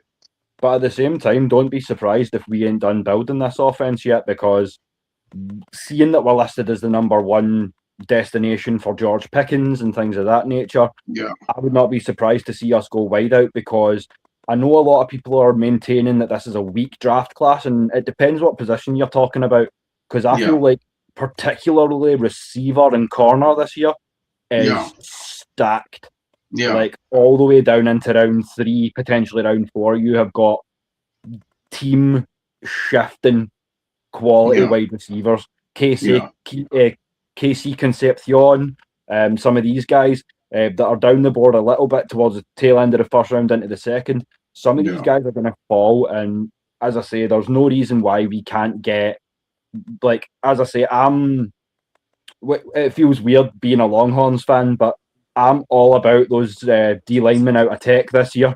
So if we can get one of those boys and then double down and get a receiver, I feel like we could do worse. Hey, I tell you what, I was watching Penix stuff. There's a receiver, and he may go first round. We may not have an opportunity to get this guy, but the one over at USC, Makai. Got his name, Makai. But anyway, Lemon. Yes, that's his name. And that guy, you talking about somebody who will add so much to this team. If we win on that draft pick alone, because one, he's a receiver and he feels the kicks like nobody's business. He's a threat on special teams, a legit threat. I'm not talking about somebody who's just Makai London, Lemon. Yep. Yeah. Oh, okay. Makai Lemon. And this guy, he's one of these guys, he's not overly big of size, because I think he's only like 5'11", maybe 6 feet. But he's a hard guy to get to the ground because he is so elusive. And it's not that he's scared. He's not scared to get hit, but he is so elusive. He makes people miss in the open field. And you're talking about somebody that finds holes in the defense consistently. You know what I'm saying? And I think if he would be such an addition to this team, because I think him and Drake London would gel so much, really because they're coming from the same school, you know. But he has to be a key acquisition if we're able to get him. I'm just afraid that he'll be gone first round. Yeah, I feel the same kind of fear for Nick Harbour. That dude is a specimen. 6'5", 235, runs about a 4'3", just insane physicals. But whether or not he's going to be on the board that's a different question. Well, I think the other thing that people haven't really kind of spotted is the fact that we're not bringing Brian Callahan in unless we're trying to rebuild this O-line. You know what I mean? What can somebody teach Jake Matthews? I mean, you know what I mean? There's only so much. Caleb McGarry, you know what I mean? Chris Lindstrom. What else have you got to show the guys and improve the guys? That's going to be hard. He's been brought in because the O-line is aging. You know what I mean? We're getting to a point we need to start to look at adding new players into that bunch. And obviously you've got Jack Nelson, who was brought in. Brian Callahan's going to be beneficial for him as well. He's going to develop him. But you don't bring somebody in like Brian Callahan just to effectively continue doing what you've been doing. He's been brought in to rebuild that O-line. Yeah, that's one of the things too. Like you said, what more can you teach these guys? And overall, our O-line did not play like really bad, right? But you look at this O-line. This is what their year 4 playing together. I think it is the year 4. I think it is. Now, if you remember the 2016 offensive line with Alex Mack, right? Alex Mack, that team, one of the best free agents. And that's what we're trying to establish. We're trying to get that offensive line to play together, you know, as opposed to thinking blocking assignment. We want that O-line to be just like that 2016 team and thinking having each other's back, right? If you know that if the man beside you is having a hard time with his man or with that edge rusher or whatever, you speak up. You're gonna say, "Hey man, I got you on this side." You know what I mean? And that's what made Alex Mack so special. He was a voice. He wasn't there just hiking the ball. He was special. He was that guy that stood up and said some things when the offensive line came together for that Super Bowl run. And he was the key player for that offensive line because he stood. So, Manuel, what you're saying is that good things come out of Cleveland, aye? Oh, most certainly. Sometimes. I see what you did there. That's the thing as well. That's why I love Jason Kelsey. It's the building the solidarity from the front of the O-line. Because, I mean, I've seen an interview with Aaron Donald talking, and he was like, was there any teams that you struggled against? And he's like, Philly. Kelsey and his little fast ass, he'd pull and he'd just hit me, and I'd be like, "You got good guards, let him work." He's like, "I ain't letting you ruin the game." So that's what we need from that O-line. Get the ball snapped, and you go in there together. Yeah, you know what, too? And now that you mentioned that, Des, we've had some good fortunes come out of Cleveland too. We had Julio, what's his name? The wide receiver that we got, the little short guy. I forgot what his name is. He played real good too when he came here. Was that Taylor Gabriel? Gabriel. We got him from Cleveland. So we have some, like you said, we got some good pieces come out of Cleveland and worked out real well with us. I wish we wish we could get even more and go out there and get Myles Garrett or something. You know what I mean? Yeah. Or if Pitts walks that, we ain't can trying to explore pay that that ticket. Njoku conversation again. We ain't trying to pay that ticket for Myles Garrett. No, we ain't much trying to do that. We too much already in cheddar. purgatory, so yeah. And that's something that we can get into next week is some of this cap situation, because Des and I have been exploring a few different ways that we can sort of save some cap. So what we're going to do at some point next week is chop that all down, Des. But do you want to give a little caveat to that? And yeah, I mean, so good old AI. So I literally, I mean, I'm not going to joke and kid anybody on that I sat and worked all this out. I literally put in AI what you could do with this roster to save cap space, and it spot out that you could literally get to 70 million. Yeah. If you'd done the right restructures and you obviously look at Darnell Mooney getting released post June cut off. He saves, I think, $11 million. So all in all, you could get anywhere between $50 and $70 million. Yeah. And again, now that we're actually talking about that, we maybe talk about actually the GMs. Yeah, let's get into that. I mean, 5 interviews in the last 2 days. I've got the names here just to kind of go over it. I have my favourites and we'll kind of chop it up. But I mean, you've got Andy Weidel coming in. Josh Williams was just today. Ian Cunningham as well. And then you've got James Lipfin, who's someone who I'm not as familiar with. And then lastly, you've got Mike Bradway out of the Chiefs. So that's sort of the 5 interviews in the last 2 or 3 days. Yeah, I wonder why we aren't going with the obvious choice, why we haven't already made the decision. I mean, it's real obvious who we should go with. Well, Manuel, I'm going to say you got to think about. Yeah. You talk about the GM. You talk about the GM situation. Yes, sir. You got to think about they probably using this moment to gather information also.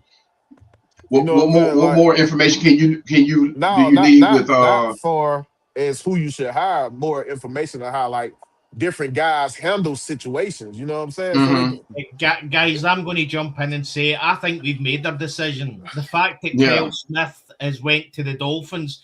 So Kyle Smith was the assistant general manager. The fact that he's took the same position with the Dolphins, we've made our decision at general manager, and we've told Kyle Smith that he will no longer be needed. And he's now moved to the Dolphins.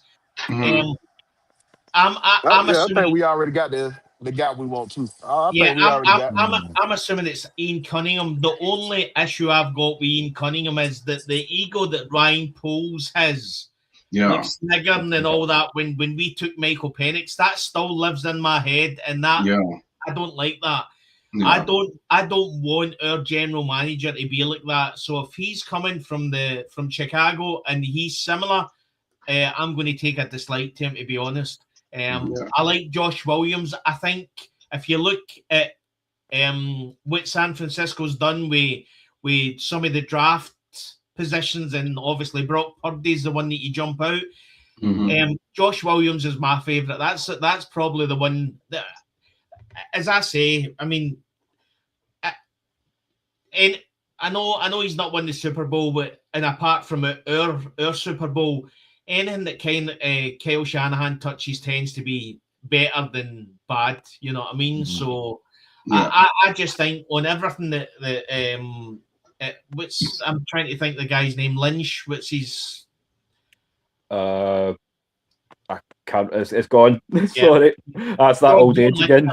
I mean, he effectively. I think he's done well. I mean, obviously they brought in Trey Lance and all that, which was a disaster. But I think the later rounds they do tend to get a lot of players in the later round that end up playing well in the team. So Josh Williams is my favourite, but I think Ian Cunningham's going to get it. I hope so. I hope so, because he has a ton of experience, and I don't think he's the type of GM that's like I think he's kind of like Matt Ryan too, had that same mentality, right?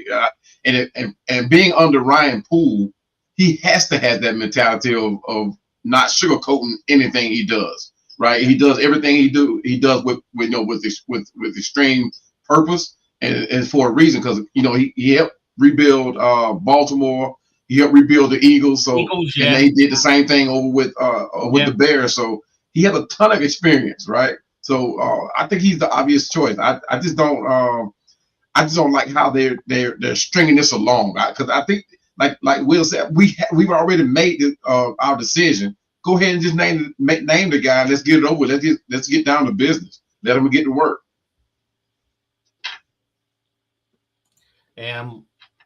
Yeah, I agree. I think as well kicked out, or I think they're not in a hurry because we're the only one that need a GM right now. Yeah, I was going to say that's why they're not in a hurry. And I think it's between Ian Cunningham and that San Francisco assistant GM. Yeah, both of them interview very well with Matt Ryan, and I think he holds them in high regard. Mm-hmm. But I think he pretty much trying to see like which one will work better with Stefanski, because you want both of them to be in sync. Yeah. So yeah. I already think they got their choice. I already think they got their choice. Yeah, but you look at the if you look at all of those, the group that Will just put up, the one that looks like the part of this team, or shall I say the makeup of the coaches and all, is that Seifert guy. I think that's his name. Forgot what his first name was, but he looked like Stefanski if you don't know anything else. But yeah, I like Ian Cunningham, man. I think he's that guy. He's about business. He's not about smiling in nobody's face. He had that seriousness about him, and he knows the job. I mean, there's no second guessing whether or not he knows what he's doing. He's been a part of winning for a while, so I think he knows what it takes to win. I don't think he'll be that type of GM that'll try to undermine the owner. I think that what did Terry Fontenot in, right? He made a decision that everybody agreed on during the draft.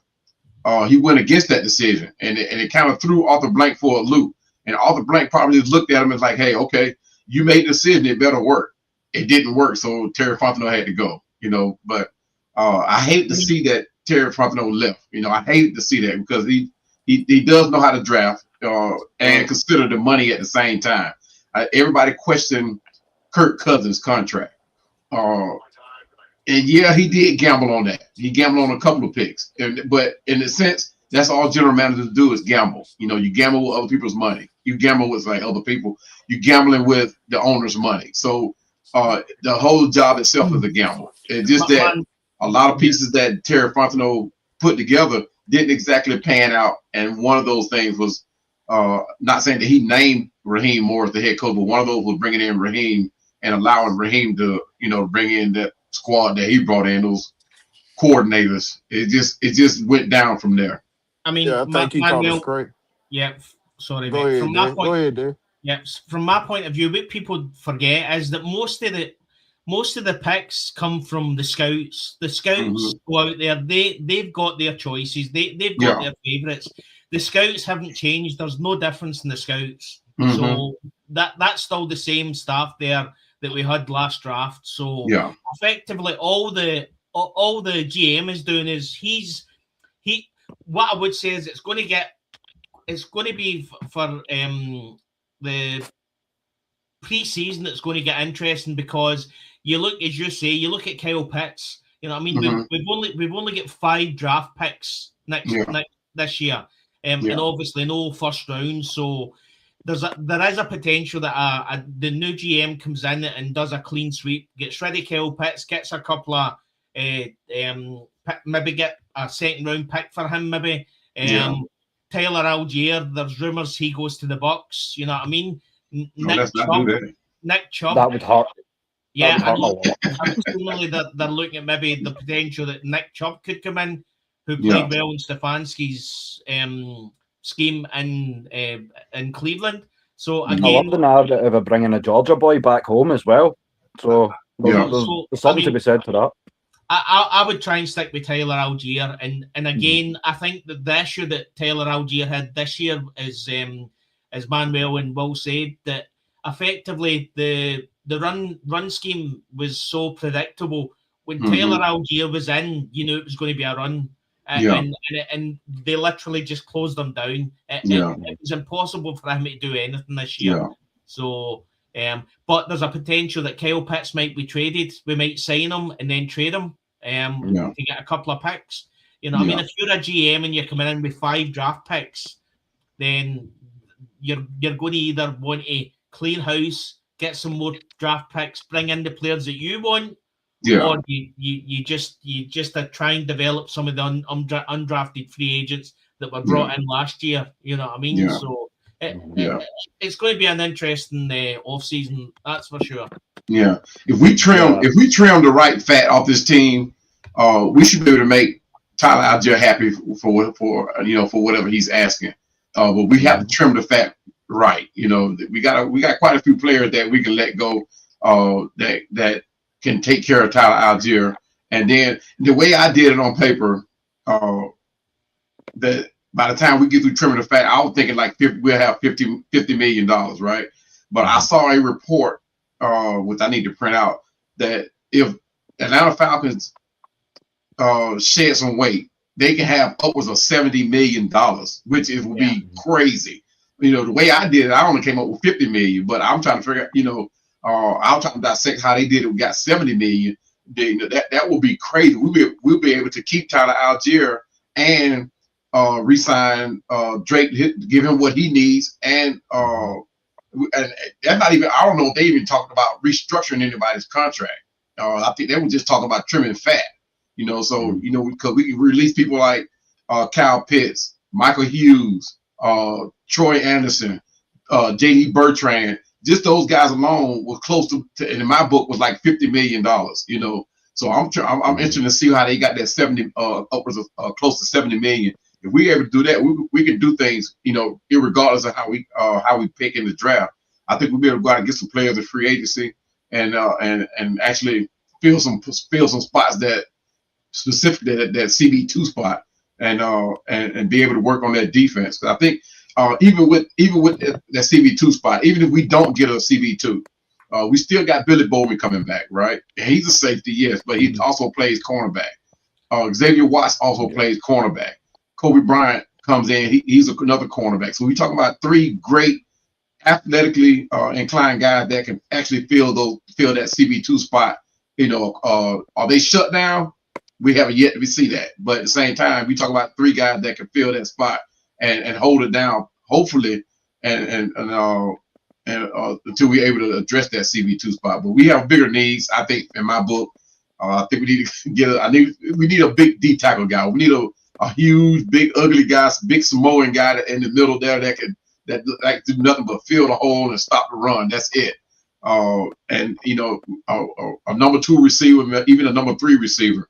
We do have Chris Blair. We still have I forgot what the 2 receivers are, but we still have those guys. But I want a guy that can come in that can complement Drake London and loosen him up a little bit in that offense. Because Drake London is a beast, I think. And he needs to have a guy that complements him. Yeah, for sure. I've seen another comment down in the comments there just saying about Brazil, who's another great wide receiver option that I'd forgotten about in that sort of second round mix. And again, that's if you want to talk about who do you cover in the red zone, if you're maintaining Pitts and you bring in Brazil, that would be 6'4", 6'5", 6'6", that you're trying to defend, which is not obviously easy to do. But yeah, Brazil brings a lot of good too. As I say, like it's almost a question of like how do you like your whiskey? Smooth or harsh? It's kind of there's so many different wide receivers. It's one of the I'm going to go out on a limb here and say it's probably one of the deeper wide receiver classes I've seen in the last sort of 4 or 5 years. Yeah. How many guys there are down the board as well. I wouldn't be surprised if effectively when you're looking at the wide receiver who potentially we're going to draft, you're looking at the 40 times because effectively it's quite strange. We do need a Darnell Mooney type wide receiver. We need somebody that can get down the field quick. You know what I mean? So if we want to develop Penix the way we think it could be developed with that strong arm, we need somebody. We need a Julio Jones. We need a powerhouse down that field. You know what I mean? Yeah, and that's what made me kind of lean towards Nick Harbour, because that is your Megatron build. That combination of size and speed, like guys that big should not be able to move that quick. He's like, I feel like if he even like objectively speaking, even if he doesn't land on us, if he lands in the right scheme, he's going to be terrifying in the pros. What I would say though is that if there's one draft that you don't mind not having a first round pick, this is the draft, because I think it's very, very average this year. So from what I'm hearing from a lot of commentators, it's very average this year. So we got our first round pick this year, last year. So and I mean that's a great option. I mean, let's give the man his flowers along with the other flowers we have to hand out, because we did have this lined up for the tail end of the show. Because, ladies and gentlemen, if you don't know it by now, there have been 3 Falcons players named for year-end awards. We're glad to have each and every one of them. So first off, you know him, you love him. Number 7, Bijan Robinson, is up for Offensive Player of the Year. I mean, come on. That's the guy. Wasn't even close. Nah, no question. And every single one of the other finalists were on playoff teams. Yeah. And then, of course, not just one nominee, but 2 for Defensive Rookie of the Year there. Xavier Watts, James Pierce Jr. The future. I would like to have seen the 3-headed monster. I would like to have seen the 3-headed monster, and that Jalen Walker added to it. But I think that'll change next season. Well, I'm at the same time. With that being said, I'm not going to sniff at what was his season total? 5.5, 6. It's not bad. Yeah, that's not bad at all. I feel like he has so much more ability off the ball as well. He's a great guy for dropping back. He can cover. He's got not quite so much length, but for being that little bit undersized, it's just the makeup. Well, here's the thing too. When you have that much talent, the offense has to play earnest. You know, they have to play. There's no cheating. In other words, there's no double teaming James Pierce Jr. So if you double team Pierce Jr., that means you leaving Jalen Walker all type of opportunity. So it was just like Grady Jarrett. A lot of people say, well, Grady Jarrett was not a sack artist. I didn't want Grady Jarrett to be a sack artist. I wanted Grady Jarrett to keep helping other people to be sack artists. It just didn't happen because Grady Jarrett was a stout guy in the middle, believe it or not. And they double teamed this guy to the day he left. Every game, just about every play, they double teamed Grady Jarrett, man. And I want that guy to be that guy that you have to account for on every play. Jalen Walker is going to be that guy. You're going to have to account for him everywhere he lines up. You're going to say, man, where is this guy? You know, if he's over here, the offensive mindset is, okay, we got to get this guy blocked. You know, and if that happens, James Pierce Jr. is going to have a great year like he did this season. Xavier Watts, we're going to be able to bring him down in the box and get a few more sacks, or even better yet, we get the pressure on the quarterback and allow Xavier Watts to get even more interceptions. So it's a plus, it's a give and take, and you get the pressure on the quarterback, you get the interceptions. You don't get the pressure on the quarterback, if you get the pressure on the offensive line, you get the sacks. So it's like I said, double-edged sword. Hopefully, we can find a way to win at both of them next season. This defense can only get better. What I would say is that next year we need to have a wee bit of patience because this year for the defense was phenomenal. There is a possibility that we regress a wee bit. If the first 2 games we've only took 4 sacks and the 2-2, you've seen the progress. The first 3 or 4 games, the potential was there, but again, that was probably the whole decision why they wanted to keep Jeff Ulbrich, because effectively, apart from Dean Pease, we had been jumping between DCs every so often, every year, you know what I mean? So there was no really any consistency there. So this gives it a bit of consistency, but we can't expect next year's defense to be as good. If it is, then phenomenal. But yeah, I mean, 57 sacks, franchise record. That is that's crazy. That is Yeah. unbelievable. I just hope we don't fall into that sophomore slump type of thing. I hope that we keep this team together, that we don't lose it. Now, the only person I want to lose off that defense, JD Bertrand and Troy Anderson. Yeah, Troy Anderson. Those are definitely, they need to go. But Troy Anderson, JD Bertrand, Mike Hughes, I still want to see what Braden Trice brings. I still want to see what he got, because he possibly can move back into that linebacker spot, because he does play that too. He did play that too. So hopefully, and he has a size. So and he's pretty good on his feet. Our thing is he going to be able to stay healthy? Maybe if we move him back into that linebacker spot, maybe he will be able to stay healthy.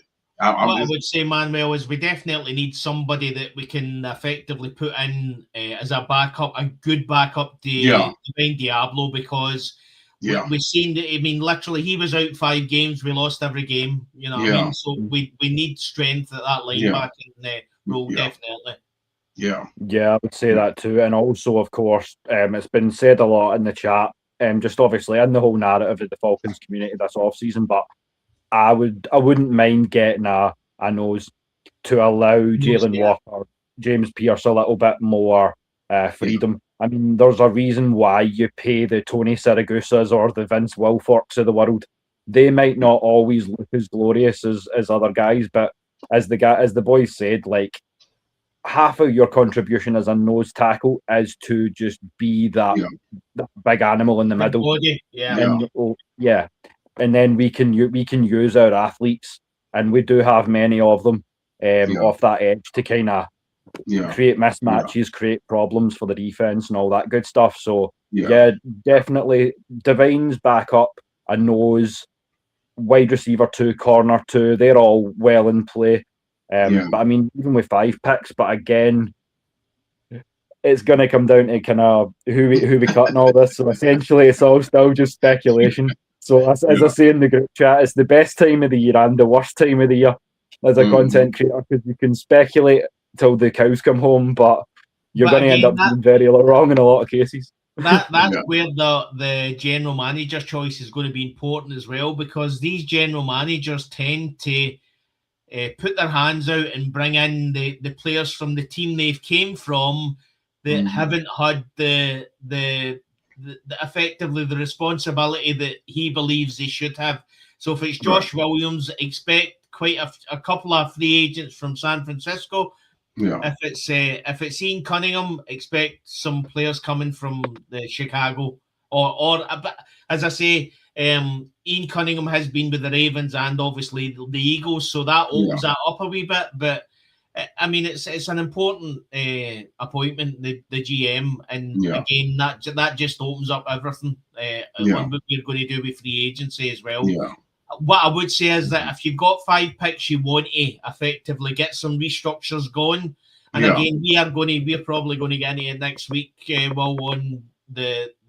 I've got between 50 and 70 million in cap space that we can free up. And I think if you're a general manager coming in, you want to free up as much as possible. I think this team is at a point that they're at a point where they can win now. Right. The one thing I would say about Terry Fontenot, the thing that I disliked about him is that he never ever went all in. I just felt sometimes he held back. When he could go all in. We're at a point where the general manager comes in, we're win now. This is a special team, and if we bring in the right free agents and spend the money right, I mean, it could be. Really I think like you said, I think he went all in on this in the last draft. But I think the decision to move on for him was made prior to that. I think the trust was already broken. I think that Cousins and the Penix. I think the trust was already broken with that. So, but he kind of rebounded. But at the same time, I think Arthur Blank was one of those guys that one of these business owners. You know, they look at that trust thing. You know, you lose that trust. What's going to keep you from doing something even bigger further down the line, right? And that draft was one of those things that had everybody shaking, not only shaking their head, but scratching their head like, wait a minute, we went with Penix? And seemingly it was he had a good reason, but at the same time, everybody was like, wait a minute, you just signed a $180 million quarterback. Why are you drafting a quarterback? But Manuel, this was on Raheem. This was not. Yeah. I mean, Terry Fontenot takes this. This was on Raheem. Yeah. Raheem came out and said a story about when he was the interim head coach. Mm-hmm. How when he was interviewing for the actual head coaching job, he said to Arthur Blank in the interview that they needed to start working on a plan to move on from Matt Ryan. Right. So and again, if you look back on the interviews, Terry Fontenot came out after that draft, and he looked like a deer in the headlights. Yeah. And if you remember, Raheem Morris was the one that was saying that was coming out and talking about it. That was all on Raheem Morris. But again, that was another issue that I had with Terry Fontenot. Yeah. He tended to bow down to the manager and what the manager wanted. Yeah. You want your general manager to have a plan in place, no matter who is there at head coach. You know what I mean? And he did. I mean, it's maybe a good thing, but he did bow down a wee bit to like Arthur Smith with the tight ends. That's how Kyle Pitts was signed. You know what I mean? And again, I think Raheem Morris with Michael Penix Jr. Yeah. Well, see, the thing is too, if you make a decision like that, you're dead on. But if you make a decision like that, you have to have a plan. You can't just say move on from a guy, right? If you say move on from, let's just say, like you said, if you said move on from Matt Ryan, you better have a plan in place that's going to succeed what that decision, because you can't just have a guy just come in just because you want it to work and patch him with a quarterback that you don't have a plan for. Right, because there was no plan for Penix when Matt Ryan was here. Nobody even had Penix on the radar. But you wanted to move on from this guy, but you didn't know what you wanted to do or who you wanted to replace him with. Now you say, we can win now with Kirk Cousins, but that wasn't your plan. Yeah, Kirk Cousins was your escape because Kirk Cousins was a good veteran. He was that guy. No, Marcus Mariota, Desmond Ridder, and Taylor Heineke was their escape. Yeah. I mean. Like I said, Kirk Cousins was his escape. He probably saved him. But you got when you make decisions like that, you have to have a plan in place. You can't just say, "Well, we need to plan on moving from Matt Ryan," and then don't have a viable plan, or even come in with a quarterback that you're willing to. Green Bay did an excellent job doing that. They had Brett Favre, then they had Aaron Rodgers, then they had Love come in. I thought Love could have came in day one, but he was a young guy, so he could sit. And that's what they should have did with Penix. Bar none, they should have let Penix sit back and learn. Who knows what he would have been today? They should have stuck to that game plan. But now you got him hurt, and I'm not gonna say it was Zach Robinson's fault, but I'm going to say it was Zach Robinson's fault. It definitely was Zach Robinson's fault. Yeah, and you stuck your future franchise quarterback in their position, and you haven't developed this man. The plan was for your boy Kirk Cousins to start for 2 years. Then that was the plan. But he got hurt. Yeah, and by him getting hurt, that threw everything off the rails. And by him not telling people he was hurt because of the fucking Netflix series, then that told us even farther on down the rail. You know what I'm saying? So he never really had a chance to develop as a QB, and they really didn't give nobody. They gave once they had see what Raheem was doing, he fired the wide receiver coach for no reason. Right. So basically going against what. Probably telling them, "Hey man, this offensive coordinator's ass. You need to get rid of this motherfucker or something." Exactly. You know what I mean? Then you take the quarterback coach that was helping Michael Penix away from him and put him at wide receiver coach. So you already making shit more dysfunctional. That's all it was. It was a whole lot of dysfunction. That's why I say I really can't judge Michael Penix until he get a competent offensive coordinator. Even though we saw the mistakes that he made, what else do we expect? He don't have nobody showing him what to do. Yeah. You know what I'm saying? Not preparing him for situations. So true that. until I see him behind a competent offensive coordinator, I don't want to make no fast judgments on him. So there you go. This gonna be the time to judge him right here. Once he got somebody who gonna be thorough with him. So now I want to see what kind of player you are now. That's what I want to see. Yeah. And you know what? And the thing is, you don't need no quarterback whisperer, but you need a quarterback developer. You know, whether you have that in a head coach, whether you have that in a position coach, offensive coordinator, you got to have somebody there, especially if you got a rookie quarterback back there that's looking for answers. And, you know, and the one thing I don't like is when a quarterback, veteran or not, rookie or not, go to the sideline after a bad series and just sit on the bench. I have never liked that. I want your head talking to your offensive coordinator. I want you talking to either your head coach. I ain't gonna say head coach because the head coach got a bigger plate, but I want you talking to somebody saying, "Hey, this is what's going on out there." This is what makes people like Tom Brady good, Patrick Mahomes, even Joe Montana. When they had a bad series, they went to the sideline and they talked about it. That was the point, though. We've been seeing quarterbacks go sit down and look at the tablet and stuff like that. But the part that I was upset about, no one went over there with him. Exactly. No one went over there to talk to him and say, "Hey, what are you saying out there? What do we need to change up?" Nobody until he made that statement. Once he made that statement, now you got 2 or 3 people. They overcompensating now. They overcompensating for what you wasn't doing. So that's the problem. And then you got everybody having different opinions of what's going on. Yeah, but that's why you get asked that question, because nobody, it literally was sitting on, I think that was after was it the Seattle game? It was a really bad game. I think it was the Seattle game. I think it was the Seattle game, yeah. And literally, he was just left to his own devices. I mean, none of the coaches were coming over. Zach Robinson wasn't there. TJ Yates wasn't there. He was just left on his own. And that's why that reporter asked that question, because everybody could see he was getting left. And again, I think that's the wee things that made Arthur Blank step up and say, "Wait a minute, my starting quarterback's just went on and was asked a question about who he can turn to in this organization, and he couldn't name anybody." You know what I mean? Yeah, exactly. Again, and it's funny that if you have a female. And that's not saying that a female don't know the game of football, right? Because as we talk, we got Miss Pam popping up on the chat.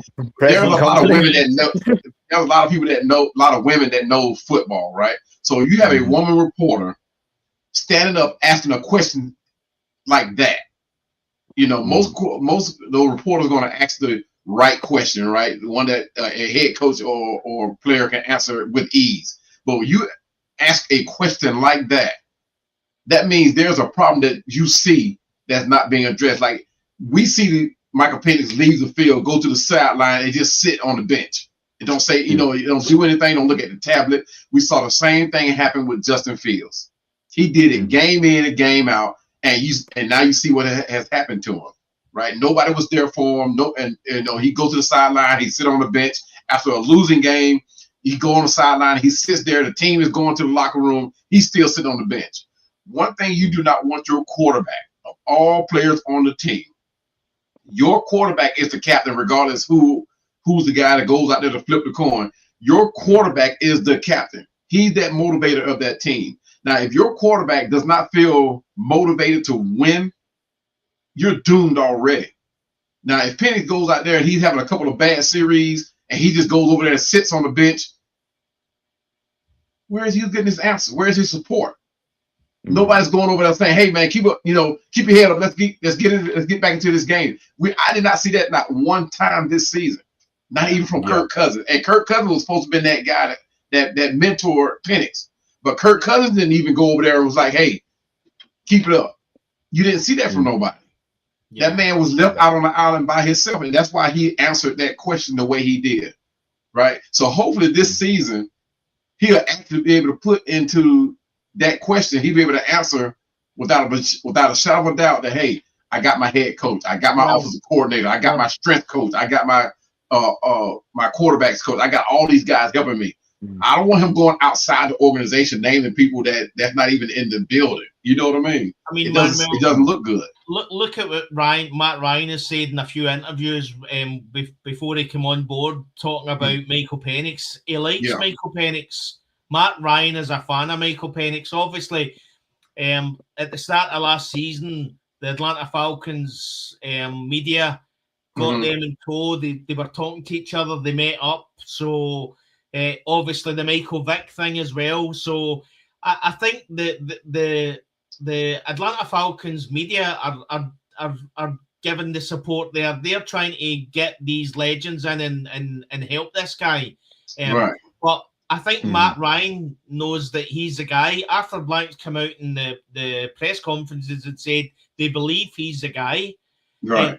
Who's to know that Stefanski wasn't brought on specifically to develop Michael Penix? We just don't know. So, but again, from my point of view, I think the guy is special. I think there's a lot of potential there. I think it could be our Matty Ice stroke number 2. And I think it could take us to the promised land, but he just needs, as you say, he just needs support. You know what I mean? You forget about age. It's all about having that support and being able to have somebody that you can be really honest with and air your disquiets, air your laundry in public and tell them what you really feel without getting judged. You know what I mean? I think Will's back in. Will, but he was being honest. He answered the question with honesty, because obviously he couldn't go to his coaches and say he didn't feel comfortable enough to go to his coach and say, "Hey, man, look, I need help."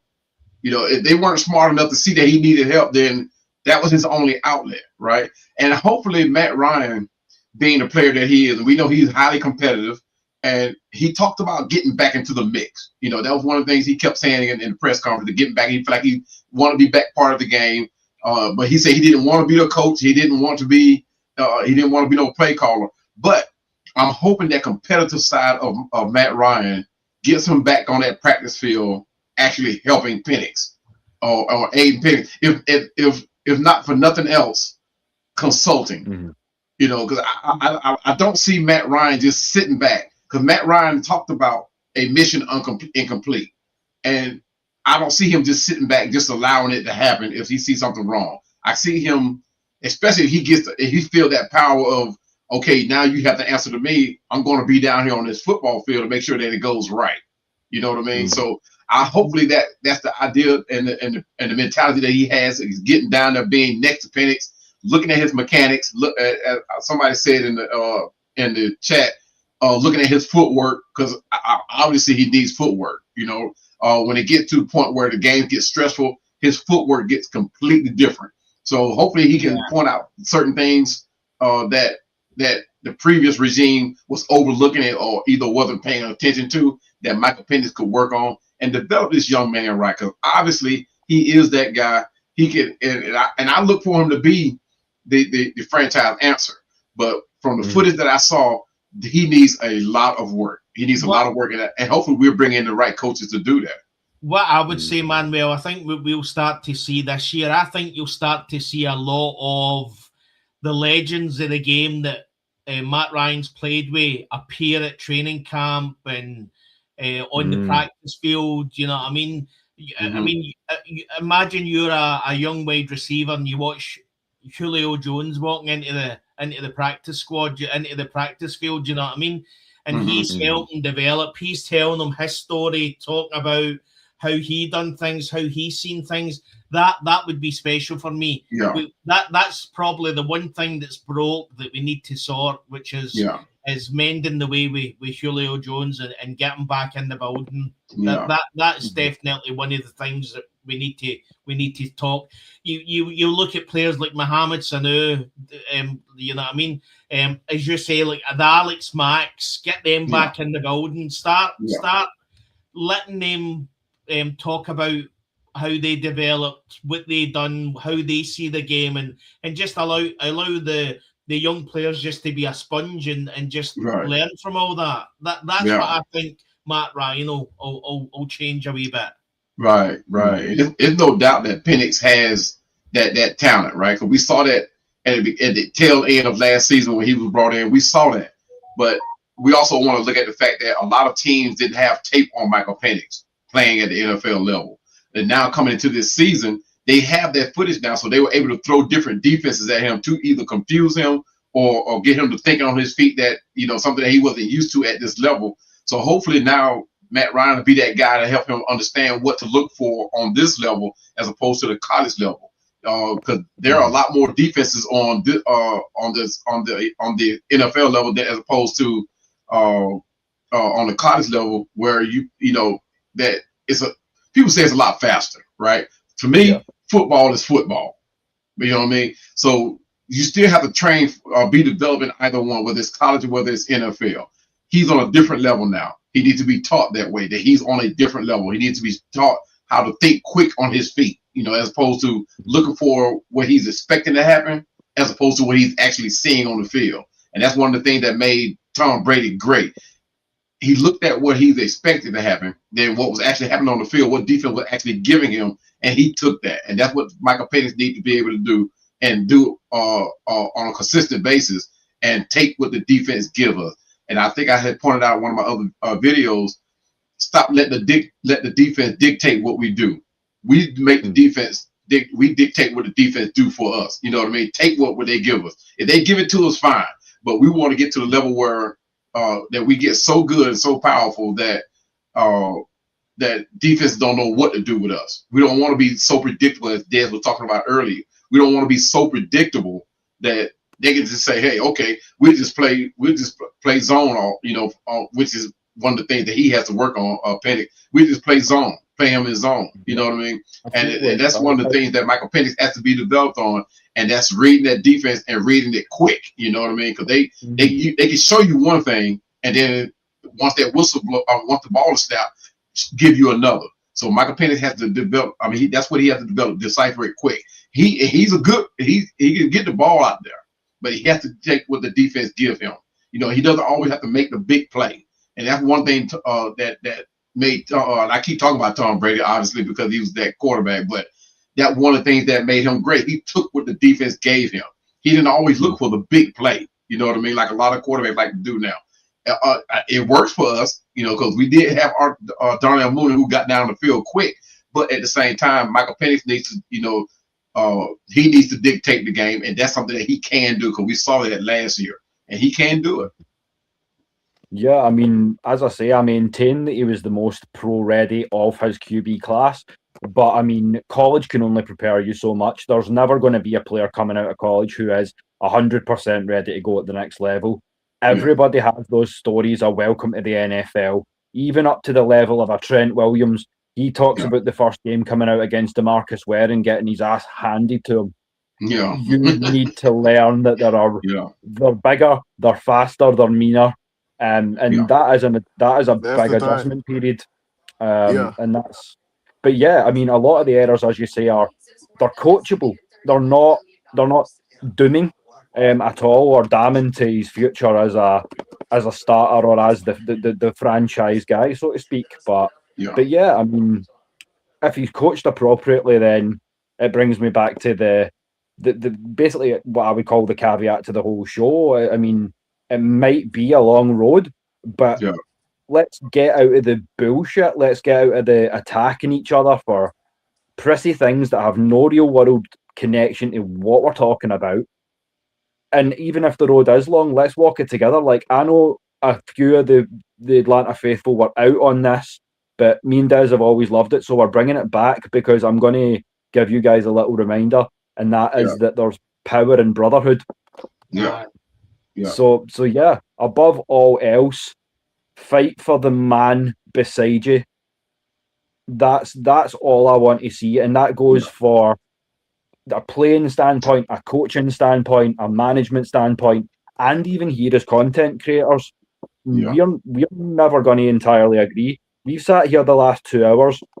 There's a lot that we don't agree on, but we know that it comes from a place of passion, a place of love, and that's where we need to get off. We just need to be in this together.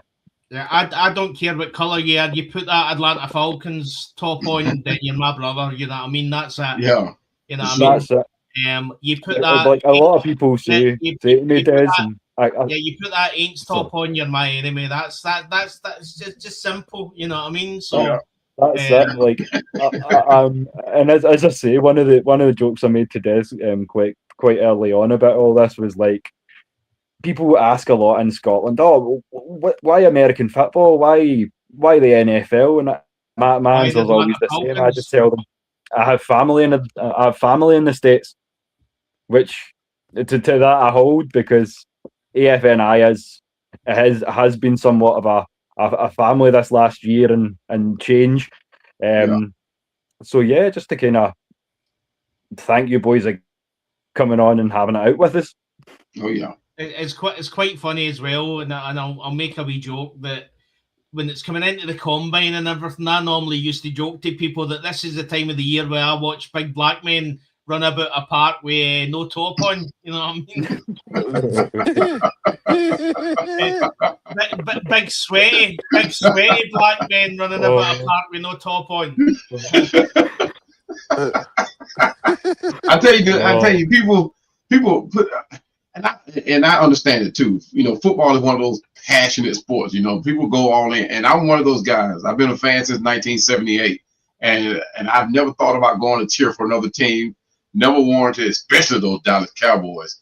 But yeah, man. I mean, it is a passionate sport. People always want the best for their team, and the one thing I don't like is for somebody to be mad about how somebody feels about their team. Right, it comes, like you said, it comes from a place of passion. Right, it's no ill will towards how you think about the team, or personally, or how somebody else feels about the team. It's how that person feels about the team. Like me, as long as I'm talking about Atlanta Falcons, I will do it all day long. It's one of the reasons my wife don't like riding with me going to the store or something like that, because I'll find somebody to talk Atlanta Falcons football with, man. I mean, it'll start out tight, like small talk, but it end up being about Atlanta Falcons. And my wife hates it because she'll be sitting in the car and she'll be with her hands and lips all poked out and just be waiting on me to get finished. And I can sit there and I talk all day long. And I never hold nobody's opinion against them, because that's what it is. It's their thought, it's their opinion about how they feel about what's going on.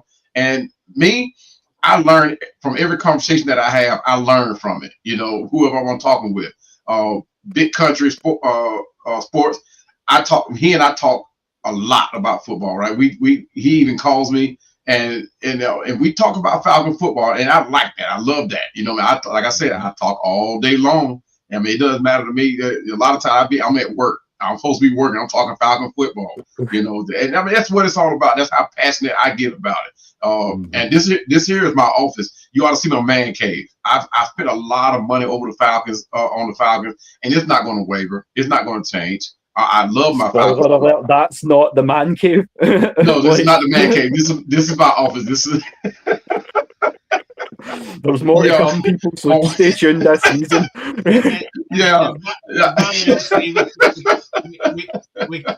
We could talk all day about it, but unfortunately, it's nearly 11:10 in Scotland. So no. As I've said to the missus before, I try to go into a Falcons tangent, and she just tells me, "You've got a show now. Go and talk to the boys. Leave me alone. I don't want to hear it." But no, as we say, we'll close things down for the night. But before we do, as I say, shout out to Will, shout out to Emmanuel for hanging with us again. Much love to the brothers as well. Pleasure. As I say, but as biggest thank you to yourselves for paying attention to us and letting us rant for the last 2 hours. Hopefully, we won't have quite so much to drag our knuckles on next time. But you're just going to have to tune in and find out. But until then, we like to wish you good night, Dirty Birds, and remind you, as always, that pain is international, but so is passion. So until next week, peace out. Pleasure, guys. Peace.